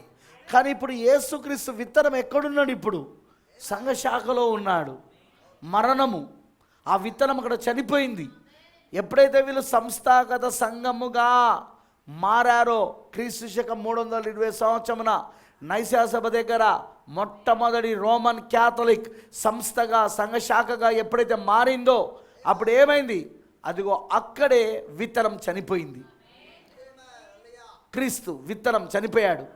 సంఘకాలాలలో కూడా పండుగలు ఉన్నాయా? 3 పండుగలు వినండి, విన్నాయి. అవి చనిపోయి సమాధి చేయబడ్డాడు ఇక్కడ. అమనంటారా? ఇప్పుడు మార్టిన్ లూథర్, మార్టిన్ లూథర్ 5వ సంఘకాల వర్తమానికుడు నీతికరణ వర్తమానంతో బయటకు వచ్చాడు. కానీ ఇంకా వాక్యం బయటికి రాలా. సంపూర్ణమైన వాక్యము ఏదైతే పెంతెకోస్తు పండుగ రోజున పడిందో ఆ భూమిలో అది బయటికి రాలే ఇంకా. అలానే వెస్లీ కాలం శుద్ధీకరణ వర్తమానముతో ఫిలదెల్ఫియా సంఘాల వర్తమానికుడు వెస్లీ బయలుదేరినప్పుడు అది కూడా ఇంకా పూర్తిగా వాక్యం రాలేదు. అర్థమవుతుందా? ఎందుకంటే ఇక్కడ పుప్పొడి తొడమ ఆ దశలోనే ఉన్నది ఇప్పుడు ఈ చెట్టు. హల్లెలూయా. అర్థమైందని చెప్పింది. మనకు అర్థం కావాలంటే ఒక మొలక, ఆ మొలకలో నుండి కొన్ని ఆకులు, కొన్ని కొమ్మల దశలోనే ఉన్నాయి ఈ 2 కాలాలలో. తర్వాత పెంతెకోస్తు కాలం వచ్చింది 7వ సంకాలంలో. అప్పుడు కూడా ఇంకా విత్తనం బయటికి రాలా, ముందు పొట్టేర్పడింది. ఎంతమంది తెలుసు విత్తనం కంటే ముందు పొట్టేర్పడుతుంది? ఎస్, గోధుమలో అయినా వరిలో అయినా ముందు పొట్టొస్తుంది. అర్థమైందని చెప్పింది. పెంతెకోస్తు కాలం ఏంటిది? లవోదికయ సంకాలం, 7వ సంకాలం అన్నది పొట్టు కాలం అన్నాడు ప్రాఫెట్. ఇంకా విత్తనం రాలేదు. Praise the Lord. మరి విత్తనం ఎక్కడుంది? సమాధిలోనే ఉన్నది. ఎందుకు? అదిగో ఈ 5వ సంకాలం మార్టిన్ లూథర్ వచ్చిపోయాక ఏమైంది? ఆ సంఘం మరలా తిరిగి సంస్థగా మారింది. మారలేదా? ఏ సంస్థలో నుండి అది బయటకు వచ్చిందో మరలా అదే సంస్థలోకి వెళ్ళింది. పంది తన బురదలోనికి వెళ్ళిపోయినట్టుగా కడగబడి బయటకు తీసుకురాబడి కడగబడిన తర్వాత మళ్ళీ బురదలోనికి వెళ్ళిపోయింది అది. అలానే కుక్క తన వాందుకు తిరిగినట్లుగా వీళ్ళు కూడా అలానే ఉన్నారన్నాడు ప్రవక్త. అలానే 6వ సంకాలం వెస్లీ కూడా అంతే, మరలా తిరిగి అందులోకి వెళ్ళిపోయారు. హల్లెలూయా. అర్థమైందని చెప్పింది. తర్వాత 7వ సంకాలం పెంతెకోస్తులు కూడా అంతే. అందుకే వాక్యం ఇంకా ఎక్కడున్నదంటే, వినబడతలేదు నాకు, వాక్యం ఇంకా ఎక్కడున్నదంటే సమాధిలోనే ఉన్నది, సంఘశాఖల సమాధిలోనే ఉన్నది. 3-4 సంకాలంలో మరణించిన వాక్యము, వధు రూపంలో ఉన్న వాక్యం ఇంకా ఎక్కడుందంటే సమాధిలోనే ఉన్నది. ఆమేన్. కానీ 7వ సంకాలములో ఎప్పుడైతే ఏలియా 7వ దూత రంగంపైకి వచ్చాడో, ఎవరైనా విలియం మ్యారియన్ బ్రెన్హామ్, ఆయన ఎప్పుడైతే బయటకు వచ్చాడో ఆమెన్ అంటారా, అదిగో ఆయన వర్తమానమును అందిస్తూ ఉండగా ఇప్పుడు సమాధిలో ఉన్న ఈ యొక్క క్రీస్తు వధువు రూపంలో సమాధిలో, సంఘశాఖ సమాధిలో ఉన్న క్రీస్తు ఇప్పుడు 1963లో మేఘముగా, క్లౌడ్, వింటున్నారా, పునరుద్ధానుడై లేచాడు. ఇప్పుడు ఆయన వినబడతలేదు నాకు. పునరుద్ధానుడై లేచాడు. ఎందులో నుండి? సంఘశాఖలో,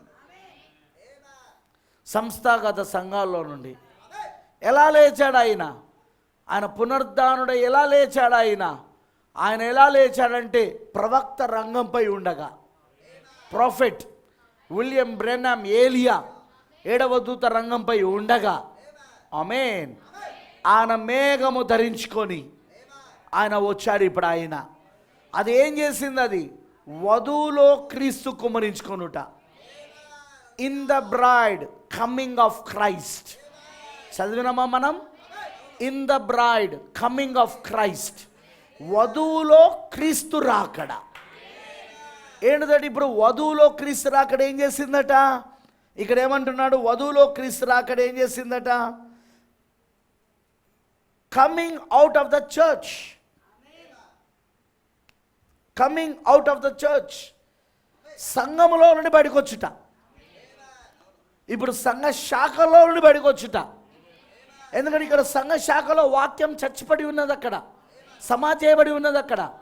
కానీ ఇప్పుడు ప్రభు ఒక రాకడ వధువులో వచ్చడం ద్వారా, మంచిగానండి, వధువులో ప్రభు ఒక రాకడ జరగడం ద్వారా ఇప్పుడు ఏమైంది? సంఘ శాఖలో ఉన్న విత్తనము, అదే సంఘ శాఖలో ఉన్న ఆ యొక్క వధువు ఇప్పుడు బయటకు వచ్చింది. ఎందుకంటే క్రీస్తు ఇప్పుడు ఎవరి రూపంలో ఉన్నాడు? వధువు రూపంలో. ఆమేనంటారా? అందుకే ఈరోజు మనము సంస్థాగత సంఘాలను, డినామినేషన్స్ని విడిచిపెట్టి బయటకు వచ్చినాం మనం. అది బయటికి తీసుకురావడానికి కారణము ఈ పునరుద్ధానపు శక్తి. ఆమేన్. దేవుని పునరుద్ధానపు శక్తి 2వ రాకడలో. ఇదేంటిది? 2వ రాకడ 1963లో. ఇప్పుడు అది మనల్ని ఏం చేసింది? సంఘ శాఖ నుండి అది మనల్ని బయటికి తీసుకొచ్చింది. ఇప్పుడు క్రీస్తు వధువు రూపంలో ఆయన ఇప్పుడు బయటకు వస్తా ఉన్నాడు. ఇప్పుడు ఆయన coming out of the church. మొదటి రాకడలో ఆ రోజు అపోస్తులను మరియు ఆ 120 మంది ఎవరైతే అక్కడ మెడగదిలో కూడుకున్నారో వాళ్ళందరినీ ఆయన మొదటి రాకడలో యూదాయిజం నుండి ధర్మశాస్త్రము నుండి బయటికి తీసుకొచ్చాడు ఆయన. వాళ్ళు ధర్మశాస్త్రంలో ఉండే, యూదాయిజంలో ఉండేవాళ్ళు, యూదాయిజం నుండి బయటికి తీసుకొచ్చాడు. ఇప్పుడు మళ్ళీ ఈ రాకడ పునరుద్ధానములో ఏంటి 1923లో ఏం జరిగింది? పునరుద్ధానము వచ్చింది. ఏంటిది ఆ రాకడ? పునరుద్ధానపు శక్తి. ఆ 1923లో వచ్చిన రాకడ ఏంటి? పునరుద్ధానపు శక్తి. ఆ పునరుద్ధానపు శక్తి మనల్ని ఏం చేసింది? ఈరోజు మనల్ని సంఘ శాఖలో సమాధిలో ఉన్న మనల్ని బయటికి తీసుకొచ్చింది. అందుకే coming out of the church, సంఘములో నుండి నువ్వు బయటికి వచ్చుట. నిన్ను సంఘములో నుండి, ఆ సంఘంలో నుండి బయటికి తీసుకొచ్చింది ఏంటిది? 1963లో వచ్చిన రాకడ.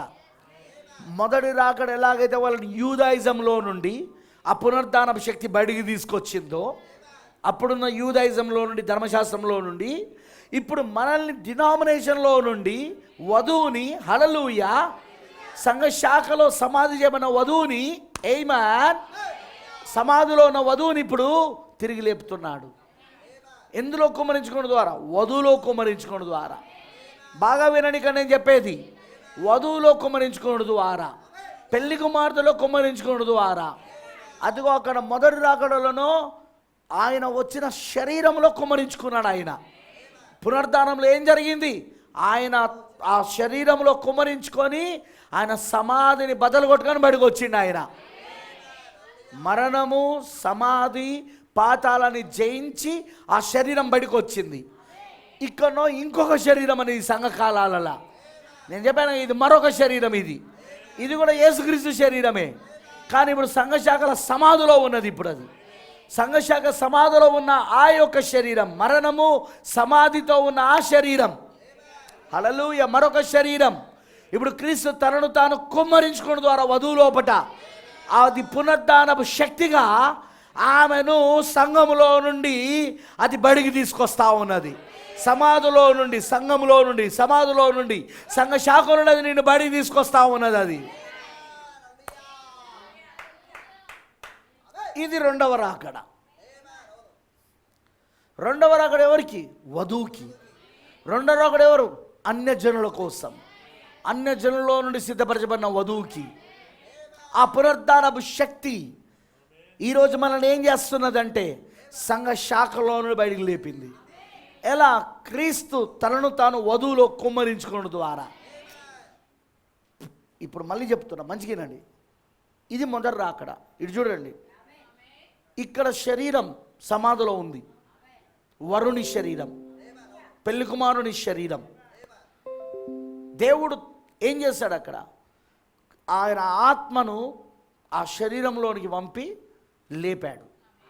ఆయన సమాధిలో నుండి బయటకు వచ్చాడు. ఆయన దేవుడు తన ఆత్మను పంపి ఏం చేశాడు? క్రీస్తు శరీరాన్ని సమాధిలో నుండి, మరణము నుండి బయటికి లేపాడు ఆయన. అలానే ఇప్పుడు అదే దేవుని ఆత్మ క్రీస్తు ఇప్పుడు మరొక శరీరంలోనికి కుమ్మరిస్తా ఉన్నాడు ఇప్పుడు ఆయన 1963లో. ఎందుకంటే ఈ శరీరము వధువు అయి ఉన్నది, ఇది సంఘమై ఉన్నది, ఇది వధువు అయి ఉన్నది. ఇది కానీ ఇప్పుడు ఈ వధువు ఎక్కడ సమాజబడి ఉన్నదంటే సంఘ శాఖల సంస్థాగత సంఘాల యొక్క సిద్ధాంతాలు, ఆచారాలు, సాంప్రదాయాలు, పద్ధతులు ఏం చేసినాయంటే ఇదిగో ఈ వధువుని చంపేసినాయి. మరణం వచ్చింది, మరణించారు, సమాధి కూడా చేయబడ్డారు. అలా చచ్చిపడి ఉన్న వధువుని, చచ్చిపడి ఉన్న ఆ పెళ్లి కుమార్తెను తిరిగి లేపడానికి ఆయన ఏం చేశాడు? 1963లో మేఘములో, ఆ మేఘం ఎవరు? మళ్ళీ 7 దూతలు. 7 దూతలు ఎవరు? ఆ మేఘం ఎవరండి? 7 దూతల సమూహము, కాన్స్టలేషన్ ఆఫ్ ద 7 ఏంజిల్స్. ఆ 7 దూతలు ఎవరు? 7 సంఘకాలాల వర్తమానికులు. మీకు అర్థమైందా?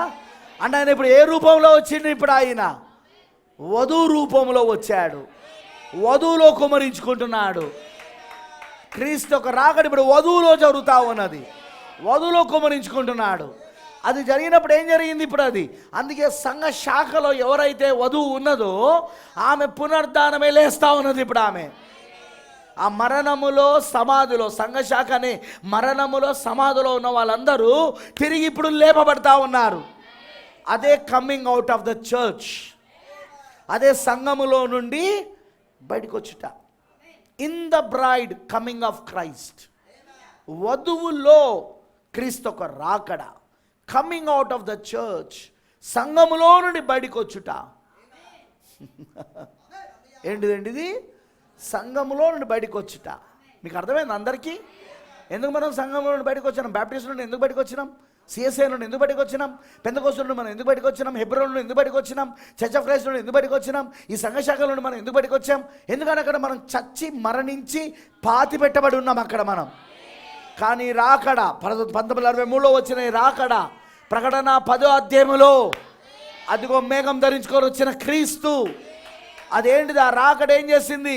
వధువులోకి వచ్చి సంఘములో నుండి, సమాధులో నుండి, మరణము నుండి, సమాధి నుండి మనల్ని బయట తీసుకొచ్చింది. అది పునరుద్ధానులే లేపింది. ఇప్పుడు అది మనల్ని ఏం చేసింది? పునరుద్ధానులే లేపింది ఇప్పుడు అది మనల్ని. Coming out of the church, సంఘములో నుండి బయటకు వచ్చుట. There will have to be a sheaf waved again in the last days. మరలా చివరి దినాలలో కూడా ఒక పన అల్లాడించబడుట ఉండును. అదేంటి? మొదటి రాకలో ఆల్రెడీ పన అల్లాడించబడిందిగా, ప్రథమ ఫలం అయిపోయిందిగా. అది అర్థం కావాలి ఇప్పుడు. మొదటి రాకడ, రెండవ రాకడ.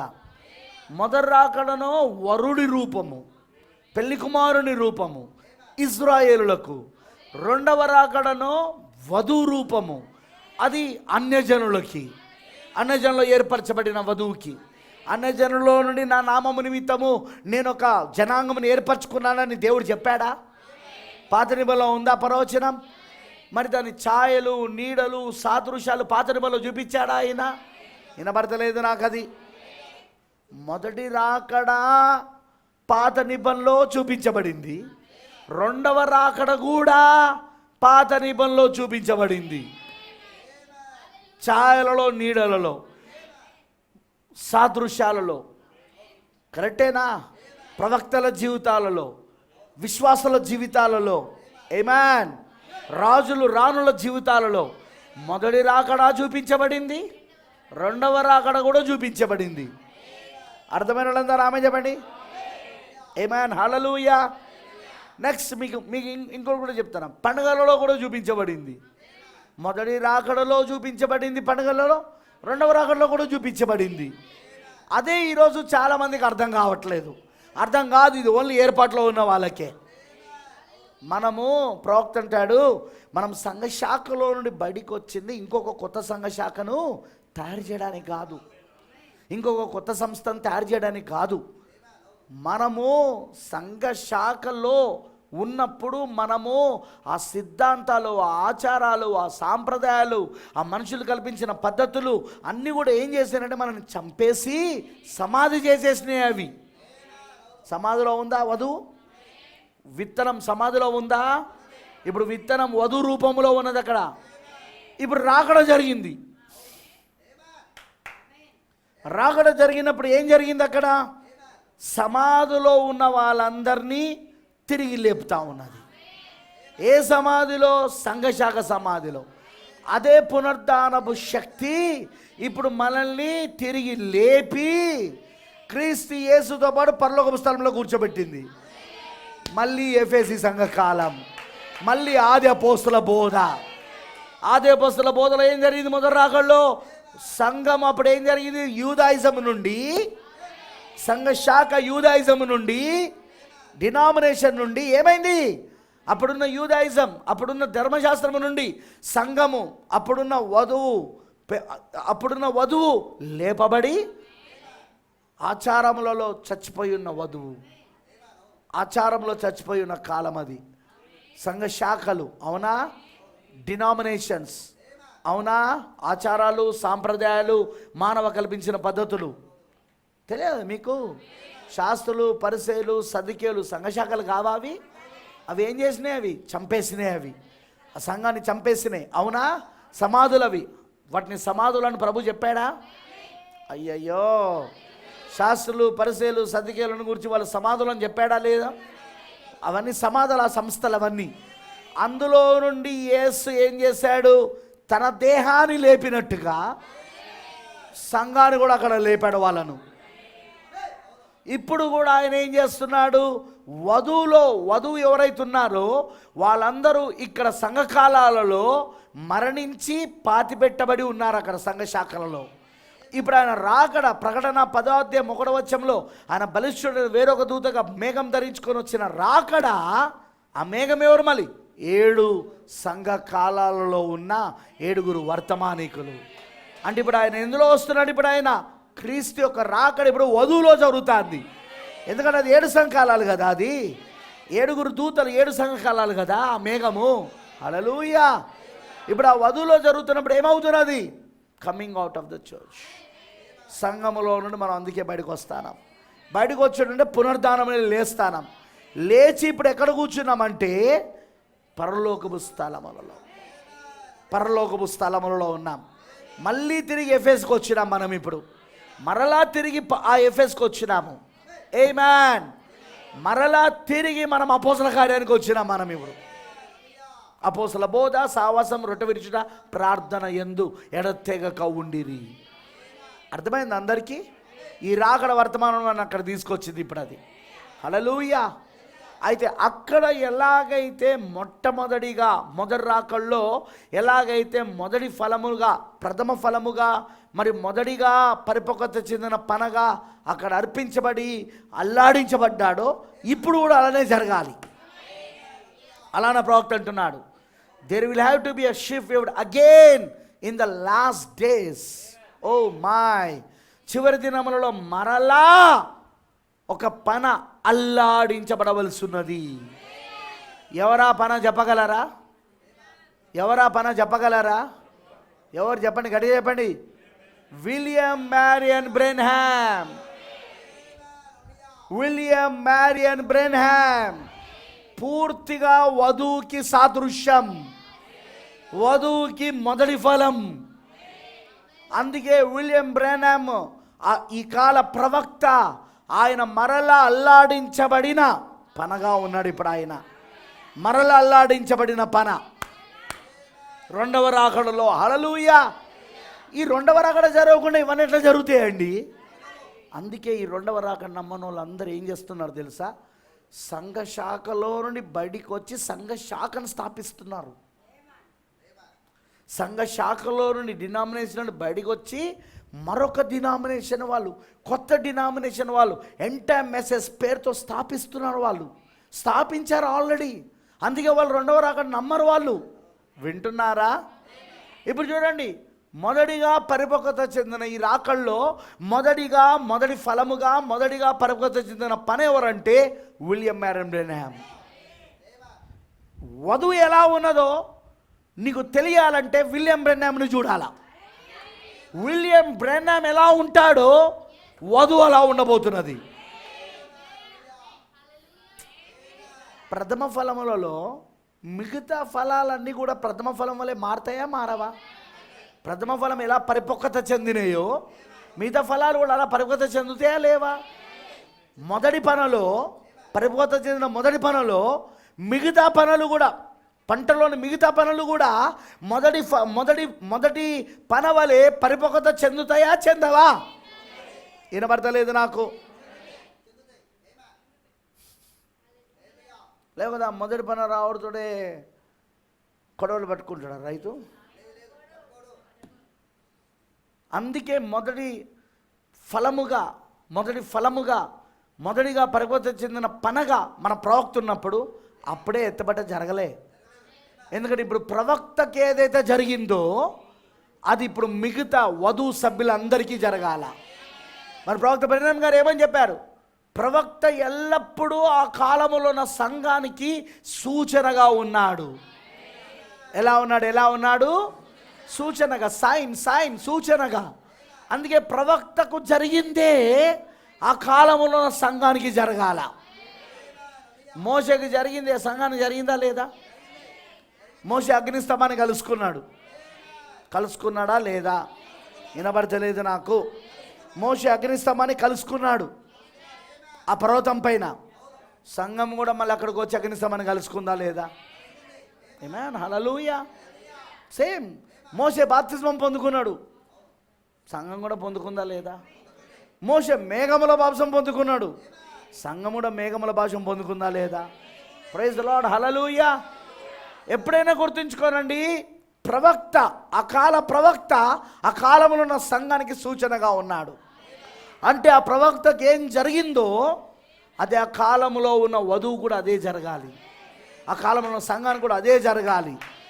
ఇప్పుడు మొదటి పనగా పరిపక్వత చెందిన పనగా అల్లాడించబడ్డాడు ప్రవక్త బ్రెన్హాం గారు. రెండవ రాకడ ఆయనకు జరిగి, అర్థమైంది అందరికీ, క్రీస్తు వలె మారిపోయాడు. అందుకే ఆయన అందరూ పొరపాటు పడ్డారు క్రీస్తుని, కానీ క్రీస్తు కాదు ఆయన, కానీ క్రీస్తు వలె మారిపోయాడు ఆయన. ఎందుకంటే మొదటి రాకడలో క్రీస్తు ఎందుకు వచ్చాడు? తనలాంటి క్రీస్తులను తీసుకురావాలని. విత్తనం ఎందుకు భూమిలో పడింది అక్కడ? తనలాంటి విత్తనాలను, అనేకమైన విత్తనాలను తీసుకురావాలని. ఆ విత్తనం గోధుమ గింజ ఎందుకు భూమిలో పడింది, ఎందుకు చనిపోయింది? తనలాంటి అనేకమైన గోధుమ గింజలను తీసుకురావాలని. అందుకే విలియం బ్రెన్హాం ఎవరు? విలియం బ్రెన్హాం ప్రథమ ఫలమై ఉన్నాడు. మన కాలములో సంఘకాలంతటికి ప్రథమ ఫలము, మొదటిగా అల్లాడించబడిన పన ఆయన ఎవరు అంటే విలియం బ్రెన్హాం అయి ఉన్నాడు. మొదటి రాకడలో యేసుక్రీస్తు ఎలాగైతే మొత్తం ప్రవక్తలందరిలో తాను ప్రథమ ఫలముగా ఉన్నాడు, మృతుల్లో నుండి లేపబడుట్లో. హల్లెలూయా, అర్థమైంది అందరికీ? ప్రథమ ఫలముగా ఉన్నాడు. ఇక్కడ విలియం బ్రెన్హాం కూడా ఆ విధంగానే ప్రథమ ఫలముగా ఉన్నాడు. ఇప్పుడు ఆయన మొదటిగా పరిపక్వత చెందిన పనగా. ఇప్పుడు ఆయనకి ఏం జరిగిందో వధువు కూడా అదే జరగాలి. అర్థమైందా? ఆయనకేం జరిగిందో మనకు కూడా అది జరగాలి. 1963 ఆయనకి ఏం జరిగిందో, 1963 నుండి 65 వరకు ఆయనకి ఏం జరిగిందో మనకు కూడా ఇప్పుడు వధువుకి అది జరగాలి. ఎందుకంటే ఆయన ఎవరు అంటే వధువుకి ప్రథమ ఫలము, వధువు అనే ఈ పంటకు ప్రథమ ఫలము, మొదటిగా పరిపక్వత చెందిన పన.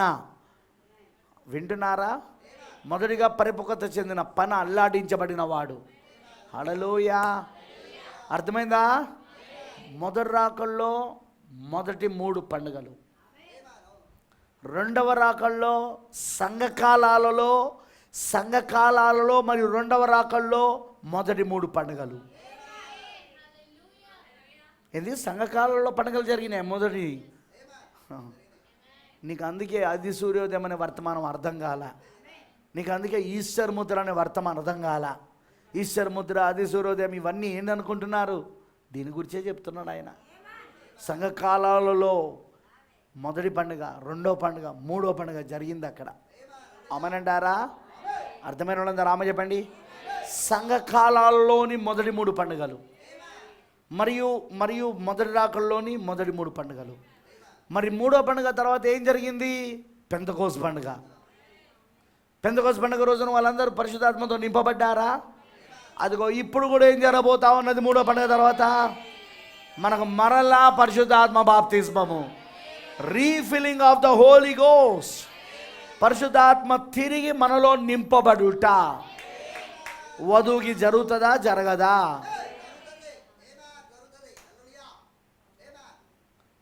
బ్రదర్ ఆల్రెడీ ప్రవక్త బ్రెన్హాం గారు దాన్ని పొందుకున్నారు. ఆయనకు ఆల్రెడీ జరిగిపోయింది. అది ప్రవక్తకు జరిగిందే మనకు జరగాలి. ఇప్పుడు అది ప్రవక్తకి ఏం జరిగిందో ఇప్పుడు అది మనకు కూడా జరగాలి. అందుకే ఆయనకు 3వ విడుపు పరిచర్య, పలకబడిన మాట ఒక పరిచర్య ఆయనకు జరిగింది అక్కడ. ఆయన వెళ్ళిపోయే ముందు 3వ విడుపు పరిచర్య, పలకబడిన మాట ఒక పరిచర్య, అపోస్తల కార్యమును ఆయన జీవితంలో చూపించి, అది మరొక అపోస్తల కార్యం. అది ఆయన పరిచర్యలో చూపించి వెళ్ళిపోయాడు ఆయన. ఇప్పుడు కూడా ఈ వధువు వెళ్ళిపోయేటప్పుడు ఏం జరగాలి? ఈమెకు 3వ విడుపు పరిచర్య జరగాలనా? Refilling of the Holy Ghost, పరిశుద్ధాత్మ మరలా తిరిగి ఆమె పరిపూర్ణంగా పొందుకోవడము, విలియం బ్రెన్హామ్ గారిలో పరిపూర్ణంగా పొందుకున్నాడు. అలానే ఇప్పుడు వధువులో కూడా పరిపూర్ణంగా పొందుకోవాలి. హల్లెలూయా. పరిపూర్ణంగా ఆయన కుమ్మరించుకుంటాడు. విలియం బ్రెన్హామ్లో కుమ్మరించుకున్నట్టుగా ఆయన మొదటి పని అయి ఉన్నాడు. ఆయన అల్లాడించబడిన పన మొదటి ఫలమై ఉన్నాడు. ఆయన ఇప్పుడు మిగతా ఫలాలు కూడా మిగతా పనులు కూడా ఆ విధంగానే రావాలి. ఇప్పుడు ఆయనలో ఎలా కుమ్మరించుకున్నాడో ఇప్పుడు మనలో కూడా అలానే కుమ్మరించుకోవాలా. ఆయన ఎలా తలరాయి పొందుకున్నాడో మనం ఇప్పుడు అలానే తలరాయి పొందుకోవాలా. ఇండివిజువల్గా మళ్ళీ వ్యక్తిగతముగా. ఎందుకంటే దేవుడు అన్యజనులతో వ్యవహరించేటప్పుడు వ్యక్తిగతంగా వ్యవహరిస్తాడు. అన్యజనులతో వ్యవహరించేటప్పుడు వ్యక్తిగతముగా. అదే ఇజ్రాయెల్తో వ్యవహరించేటప్పుడు ఒక దేశముగా, ఒక గుంపుగా వ్యవహరిస్తాడు. కానీ అన్యజనులతో అయితే వ్యక్తిగతంగా.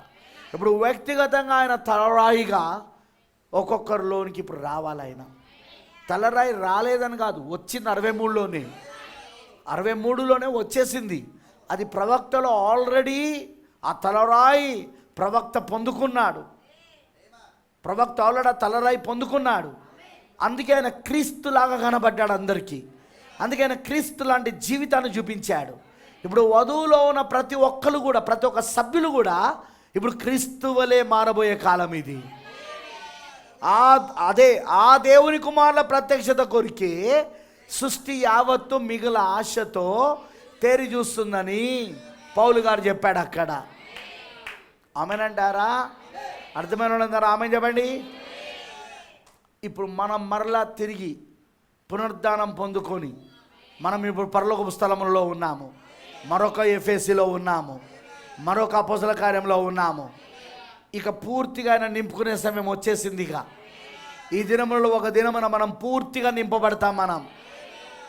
ఆయన మనల్ని పూర్తిగా తన దైవత్వముతో నింపేస్తాడు. ఆయన ఇప్పుడు కొంచెమే నింపాడు ఆయన, కానీ అప్పుడు పూర్తిగా నింపబడతాం మనము. అది రాలేని కాదు, వచ్చింది.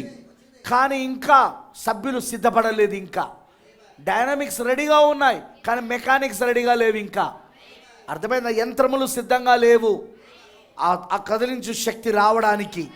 ఇంకా వధువులో ఇంకా ఆ స్థితికి రావాల్సి ఉన్నది, సిద్ధపడవలసి ఉన్నది. ఈ వర్తమానాలు ఏం చేస్తానే? వధువుని ఆ స్థితికి తీసుకొస్తానే, ఇప్పుడు ఆ కండిషన్కి, ఆ పరిస్థితికి తీసుకొస్తానే ఇప్పుడు అవి, ఈ వర్తమానాలన్నీ కూడా. హల్లెలూయా. అర్థమైందని చెప్పింది. ఇప్పుడు ఆ స్థితికి వచ్చిన తర్వాత ఏం జరుగుతుంది బ్రదర్? నెక్స్ట్ హల్లెలూయా, ఆ కుమ్మరింపు, మూడో ఇడుపు పరిచర్య, పలకబడిన మాట పరిచర్య, ఆ తర్వాత ఇక్కడ నుండి మనం వెళ్ళిపోవట. నశించిపోయిన ఆత్మలకు సువార్త చెప్తూ వెళ్ళిపోతాం మనం. అర్థమైన రామ చెప్పండి. ఇప్పుడు అందరికీ ఇది అర్థమైందా? ప్రవక్త అంటున్నాడు, ఈ చివరి దినాలలో కూడా మరొక్కసారి మరలా ఒక పన అల్లాడించబడవలసి ఉన్నది. హల్లెలూయా. మరియు దాన్ని ఆయన ఎక్స్ప్లెనేషన్ 95వ పారాగ్రాఫ్ నుండి మీరు చదువుకోండి. దాన్ని ఎక్స్ప్లెనేషన్ చేసుకుంటూ వస్తుంటాడు. నేను ఇప్పుడు అవన్నీ చదివే టైం లేదు, వచ్చే వారం చదువుతా.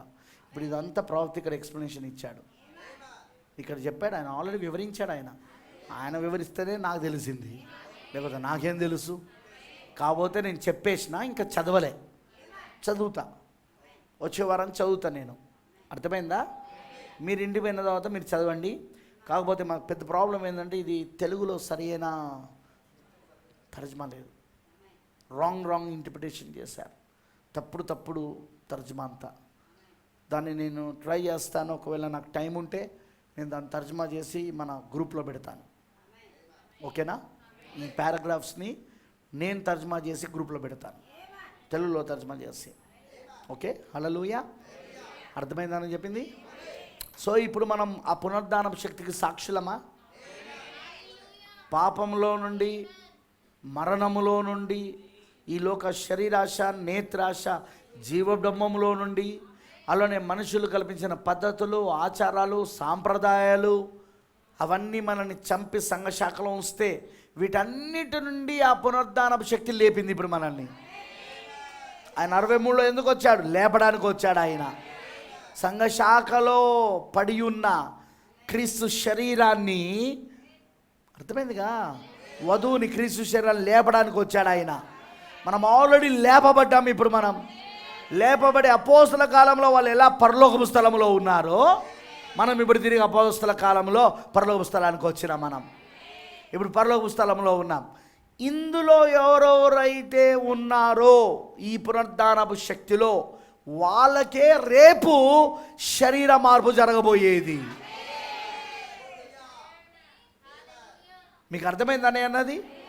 ఇందులో ఎవరెవరైతే ఉన్నారో ఈ పునరుద్ధానపు శక్తికి ఎవరెవరినైతే తిరిగి లేపిందో, పాపములో అపరాధంలో చచ్చిపడి ఉన్న మనల్ని, శరీరాశ నేత్రాశ జోడంలో చచ్చిపడి ఉన్న మనల్ని, సంఘశాఖలో సంస్థాగత సంఘాలలో ఆ సమాధులలో చచ్చిపడి ఉన్న మనల్ని, మానవ కల్పిత బోధలు సిద్ధాంతాలు అవన్నీ మనల్ని చంపేస్తున్నాయి. అవన్నిటి నుండి మనల్ని లేపింది 1963లో. ఆ పునరుద్ధానపు శక్తి వచ్చి, ఆ క్రీస్తు వచ్చి మనల్ని లేపాడు. ఇప్పుడు ఆయన ఆ దేవుని ఆత్మ వచ్చి మనల్ని లేపింది. అదే వధువులో క్రీస్తు యొక్క రాకడ. ఆమేన్. వధువులో క్రీస్తు యొక్క రాకడ. ఇది చాలామందికి అర్థం కావట్లేదు. ప్రాఫిట్ క్లియర్గా చెప్పాడు కానీ అర్థం కావట్లేదు. ఎందుకంటే బైబిల్ ఎంత క్లియర్గా ఉన్నా అర్థం కాదుగా. ఇప్పుడు సంఘశాఖలకు యేసుక్రీస్తు బాప్తిసం బైబిల్లో ఉందా? క్లియర్గా ఉందా? ఆయన వాడికి అర్థమవుతుందా? త్రిత్వం గురించి అసలు బైబిల్లో లేనట్టు మనకు అర్థమవుతుందా లేదా? ఎందుకంటే బైబిల్ ఎక్కడ త్రిత్వము త్రియేక అనే కాన్సెప్టే లేదు. అసలు ఆ కాన్సెప్టే లేదు బైబిల్లో. బైబిల్లో ఉన్నదంతా దేవుడు ఒక్కడే అని. అయినా సంఘశాఖలకు ఎందుకు అర్థం కావట్లేదు? అంతే, ఇది కూడా అంతే. మెసేజ్లో అందరికి ఎందుకు అర్థం కాదు ఇది రెండవ రాకడ? ఎందుకంటే ఇది అందరికి కాదు కాబట్టి. ఇది ఏర్పాట్లో ఎన్నికలో ఉన్న వధువుకి మాత్రమే దేవుడు ఈ వర్తమానముని ఇచ్చాడు. ఇది వారికి మాత్రమే పునరుద్ధానపు శక్తి. ఆల్రెడీ ఆ పునరుద్ధానపు శక్తికి మనము సాక్షులమేనా? సంఘశాఖంలో చచ్చిపడిన మనం లేపిందా? అలానే లోకంలోని శరీరాశ నేత్రాశ జీవడంలో చచ్చిపడిన మనం లేపిందా? లేపి ఇప్పుడు పైన బ్రతుకుతున్నామా మనం? లోకం పైన బతుకుతున్నాం మనం.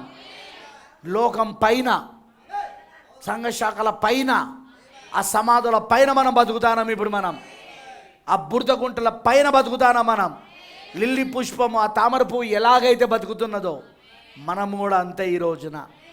ప్రైజ్ ది లార్డ్, హల్లెలూయా. ఆ పునరుద్ధానం మనం అందరం సాక్షులమై ఉన్నాము. లెట్స్ ప్రే, ప్రార్థించుకుందాం.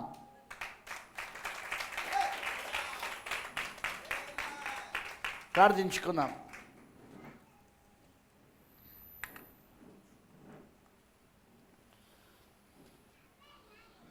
పరిశుద్ధుడా, సర్వశక్తిమంతుడా, కృపామయుడైన తండ్రి, నీకు వందనాలు. మరొకసారి నీ సన్నిధికి వచ్చుటకు కృపను మాకు ఇచ్చి, నువ్వు మరొకసారి నీ సన్నిధిలోనికి పునరుద్ధానపు శక్తి ద్వారా తీసుకొచ్చావు. అసలు సంఘ శాఖలో ఉన్న మేము చచ్చిపడి ఉండి అక్కడ మేము జీవం లేని వారిగా ఆచారాలతో, సాంప్రదాయాలతో, ఆచార క్రైస్తత్వములో చచ్చిపడి ఉండే మేము. కానీ ఈరోజు నేను ఆత్మలో సత్యములో ఆరాధిస్తున్నాము. నీ సన్నిధిలో మేము ఉన్నాము. సజీవంగా ఉన్నాం. నీ సన్నిధిలో పరలోక స్థలములో ఉన్నామంటే కారణము 1963లో ప్రభువా ప్రకటన 10:1-6 ప్రకారముగా అదిగో నీ రాకడ జరిగింది కాబట్టి వధువులో కుమ్మరించుకొని లేపినావు ప్రభువా. 2000 సంవత్సరాల క్రితము నీ దేహము, నీ పార్థివ దేహాన్ని సమాధిలో పెట్టినప్పుడు ప్రభువా, ఎలాగో నీ దేవుని ఆత్మ వచ్చి ఆ దేహాన్ని లేపినదో మృతుల్లో నుండి, సమాధుల్లో నుండి, మమ్మల్ని కూడా అలానే లేపినావయ్యా. ఎందుకంటే సంఘము కూడా మరొక దేహమై ఉన్నది. ఈ సంఘము కూడా ప్రభువా నీ దేహమై ఉన్నది. యేసయ్య నీ శరీరమై ఉన్నది. ఈరోజు దానికి ఆ పునరుద్ధానపు శక్తికి మేము సాక్షులమయ్యా. దాంట్లో ప్రథమ ఫలముగా పొందుకున్నవాడు, ప్రథమ ఫలముగా ఉన్నవాడు, ప్రథమముగా పరిపక్వత చెంది మొదటి పనగా పరిపక్వత చెందినవాడు మా కాల ప్రవక్త విలియం బ్రెన్హామ్ అయి ఉన్నాడు. ఆయనకేం జరిగిందో ఈరోజు మాకు అదే జరగాలి. ఆయనలో దైవత్వం అంతా శరీరముగా కుమ్మరించబడింది. ఇప్పుడు వధువులో ప్రతి సభ్యుల్లో కూడా దైవత్వం అంతా శరీరంలో కుమ్మరించబడాలి. ఇప్పుడు అది ఆ refilling of the Holy Ghost, మరలా పరిశుద్ధాత్మతో నింపబడుట, తలరాయి అభిషేకం పూర్తిగా వచ్చుట, పూర్తిగా క్రీస్తు తనను తాను కుమరించుకొనుట, అది ఈ దినములలో ఒక దినమున జరగబోతా ఉన్నది. అవును, అదే ప్రభువా ప్రవక్త అన్నాడు, అదే డైనమిక్స్ అయి ఉన్నది అన్నాడు. మెకానిక్స్ పైన డైనమిక్స్ అది వచ్చినప్పుడు హల్లెలూయా, మరొక అపోస్తల కార్యం మేము మొదలు పెడతాం. ఇక ప్రవక్త ఎలా మొదలు పెట్టాడో మరొక అపోస్తల కార్యం ఎలా జరిగిందో ఆయన లోపట, మరొక అపోస్తల కార్యం ఎలా జరిగిందో, మరొక ఎఫెసీలో ఆయన ఎలా వచ్చాడో మేము కూడా అలానే పూర్ణంగా వస్తామయ్యా. ఆ మూడో ఇడుపు పరిచర్య ఖచ్చితంగా జరుగుతుంది. ప్రభువా దాని కొరకు ఇంకా మమ్మల్ని సిద్ధపరచు. ఆ పునరుద్ధానం శక్తికి అయితే మేము ఇప్పుడు నిజంగా సాక్షులం. ఈరోజు మేము ఇక్కడ నీ సన్నిధిలో ఉన్నామంటే నీ పరలోకపు స్థలములలో, మేము స్నేహానగర్లో లేము, మేము నర్సంపేట స్నేహనగర్లో లేము, మేము ఇప్పుడు పరలోకపు స్థలములలో ఉన్నాము. ఇప్పుడు మేము ఇక్కడ ఉన్నామంటే కారణము నీ పునరుద్ధానపు శక్తి, రెండవ రాకడలోనే నీ పునరుద్ధానపు శక్తి అది ఇప్పుడు మాలో పనిచేస్తుంది ప్రభువా. అందుకే మేము తిరిగి లేపబడ్డాం, నీకు సాక్షులుగా ఉన్నాం. మేము ఇప్పుడు వాక్యానికి సాక్షులుగా ఉన్నాం. మేము ఆ రోజు అపోస్తలులు వాక్యానికి సాక్ష్యంగా ఉన్నారు, ఇప్పుడు కూడా మేము అలానే ఉన్నామయ్యా. చాలామంది సంఘశాఖలకు సాక్షులు, చాలామంది మనుషులకు సాక్షులు, కానీ మేము వాక్యానికి సాక్షులం, వాక్యానికి సాక్షులుగా ఉన్నాము అయ్యా. ఆ వాక్యాన్ని మేము ప్రకటిస్తున్నాం ఈరోజు. వచ్చేలని పిల్లలందరినీ దీవించయ్యా, ప్రతి ఒక్కరిని ఆస్వాదించు. ఈరోజు ఎందుకు చాలామంది రాలేదో తెలియదు, కానీ వాళ్ళు మరలా వచ్చే కృపను వాళ్ళకు దయచేయి. ఇలా ఆదివారాలు వాళ్ళు మిస్ కాకుండా కృప చూపించు, వాళ్ళు వచ్చినట్లు నువ్వు సహాయం చేయి. నీ చేతిలోనికి మేము పూర్తిగా వాడిని అప్పగిస్తున్నాం. కృప చూపించి నడిపించమని, ఈ ఉదయం అందరికీ నీ దీవెనలు దయచేయమని, ఎత్తబరుల కొరకు అందరినీ సిద్ధపరచమని యేసుక్రీస్తు నామములో ప్రార్థిస్తున్నాము. ఆమేన్, ఆమేన్.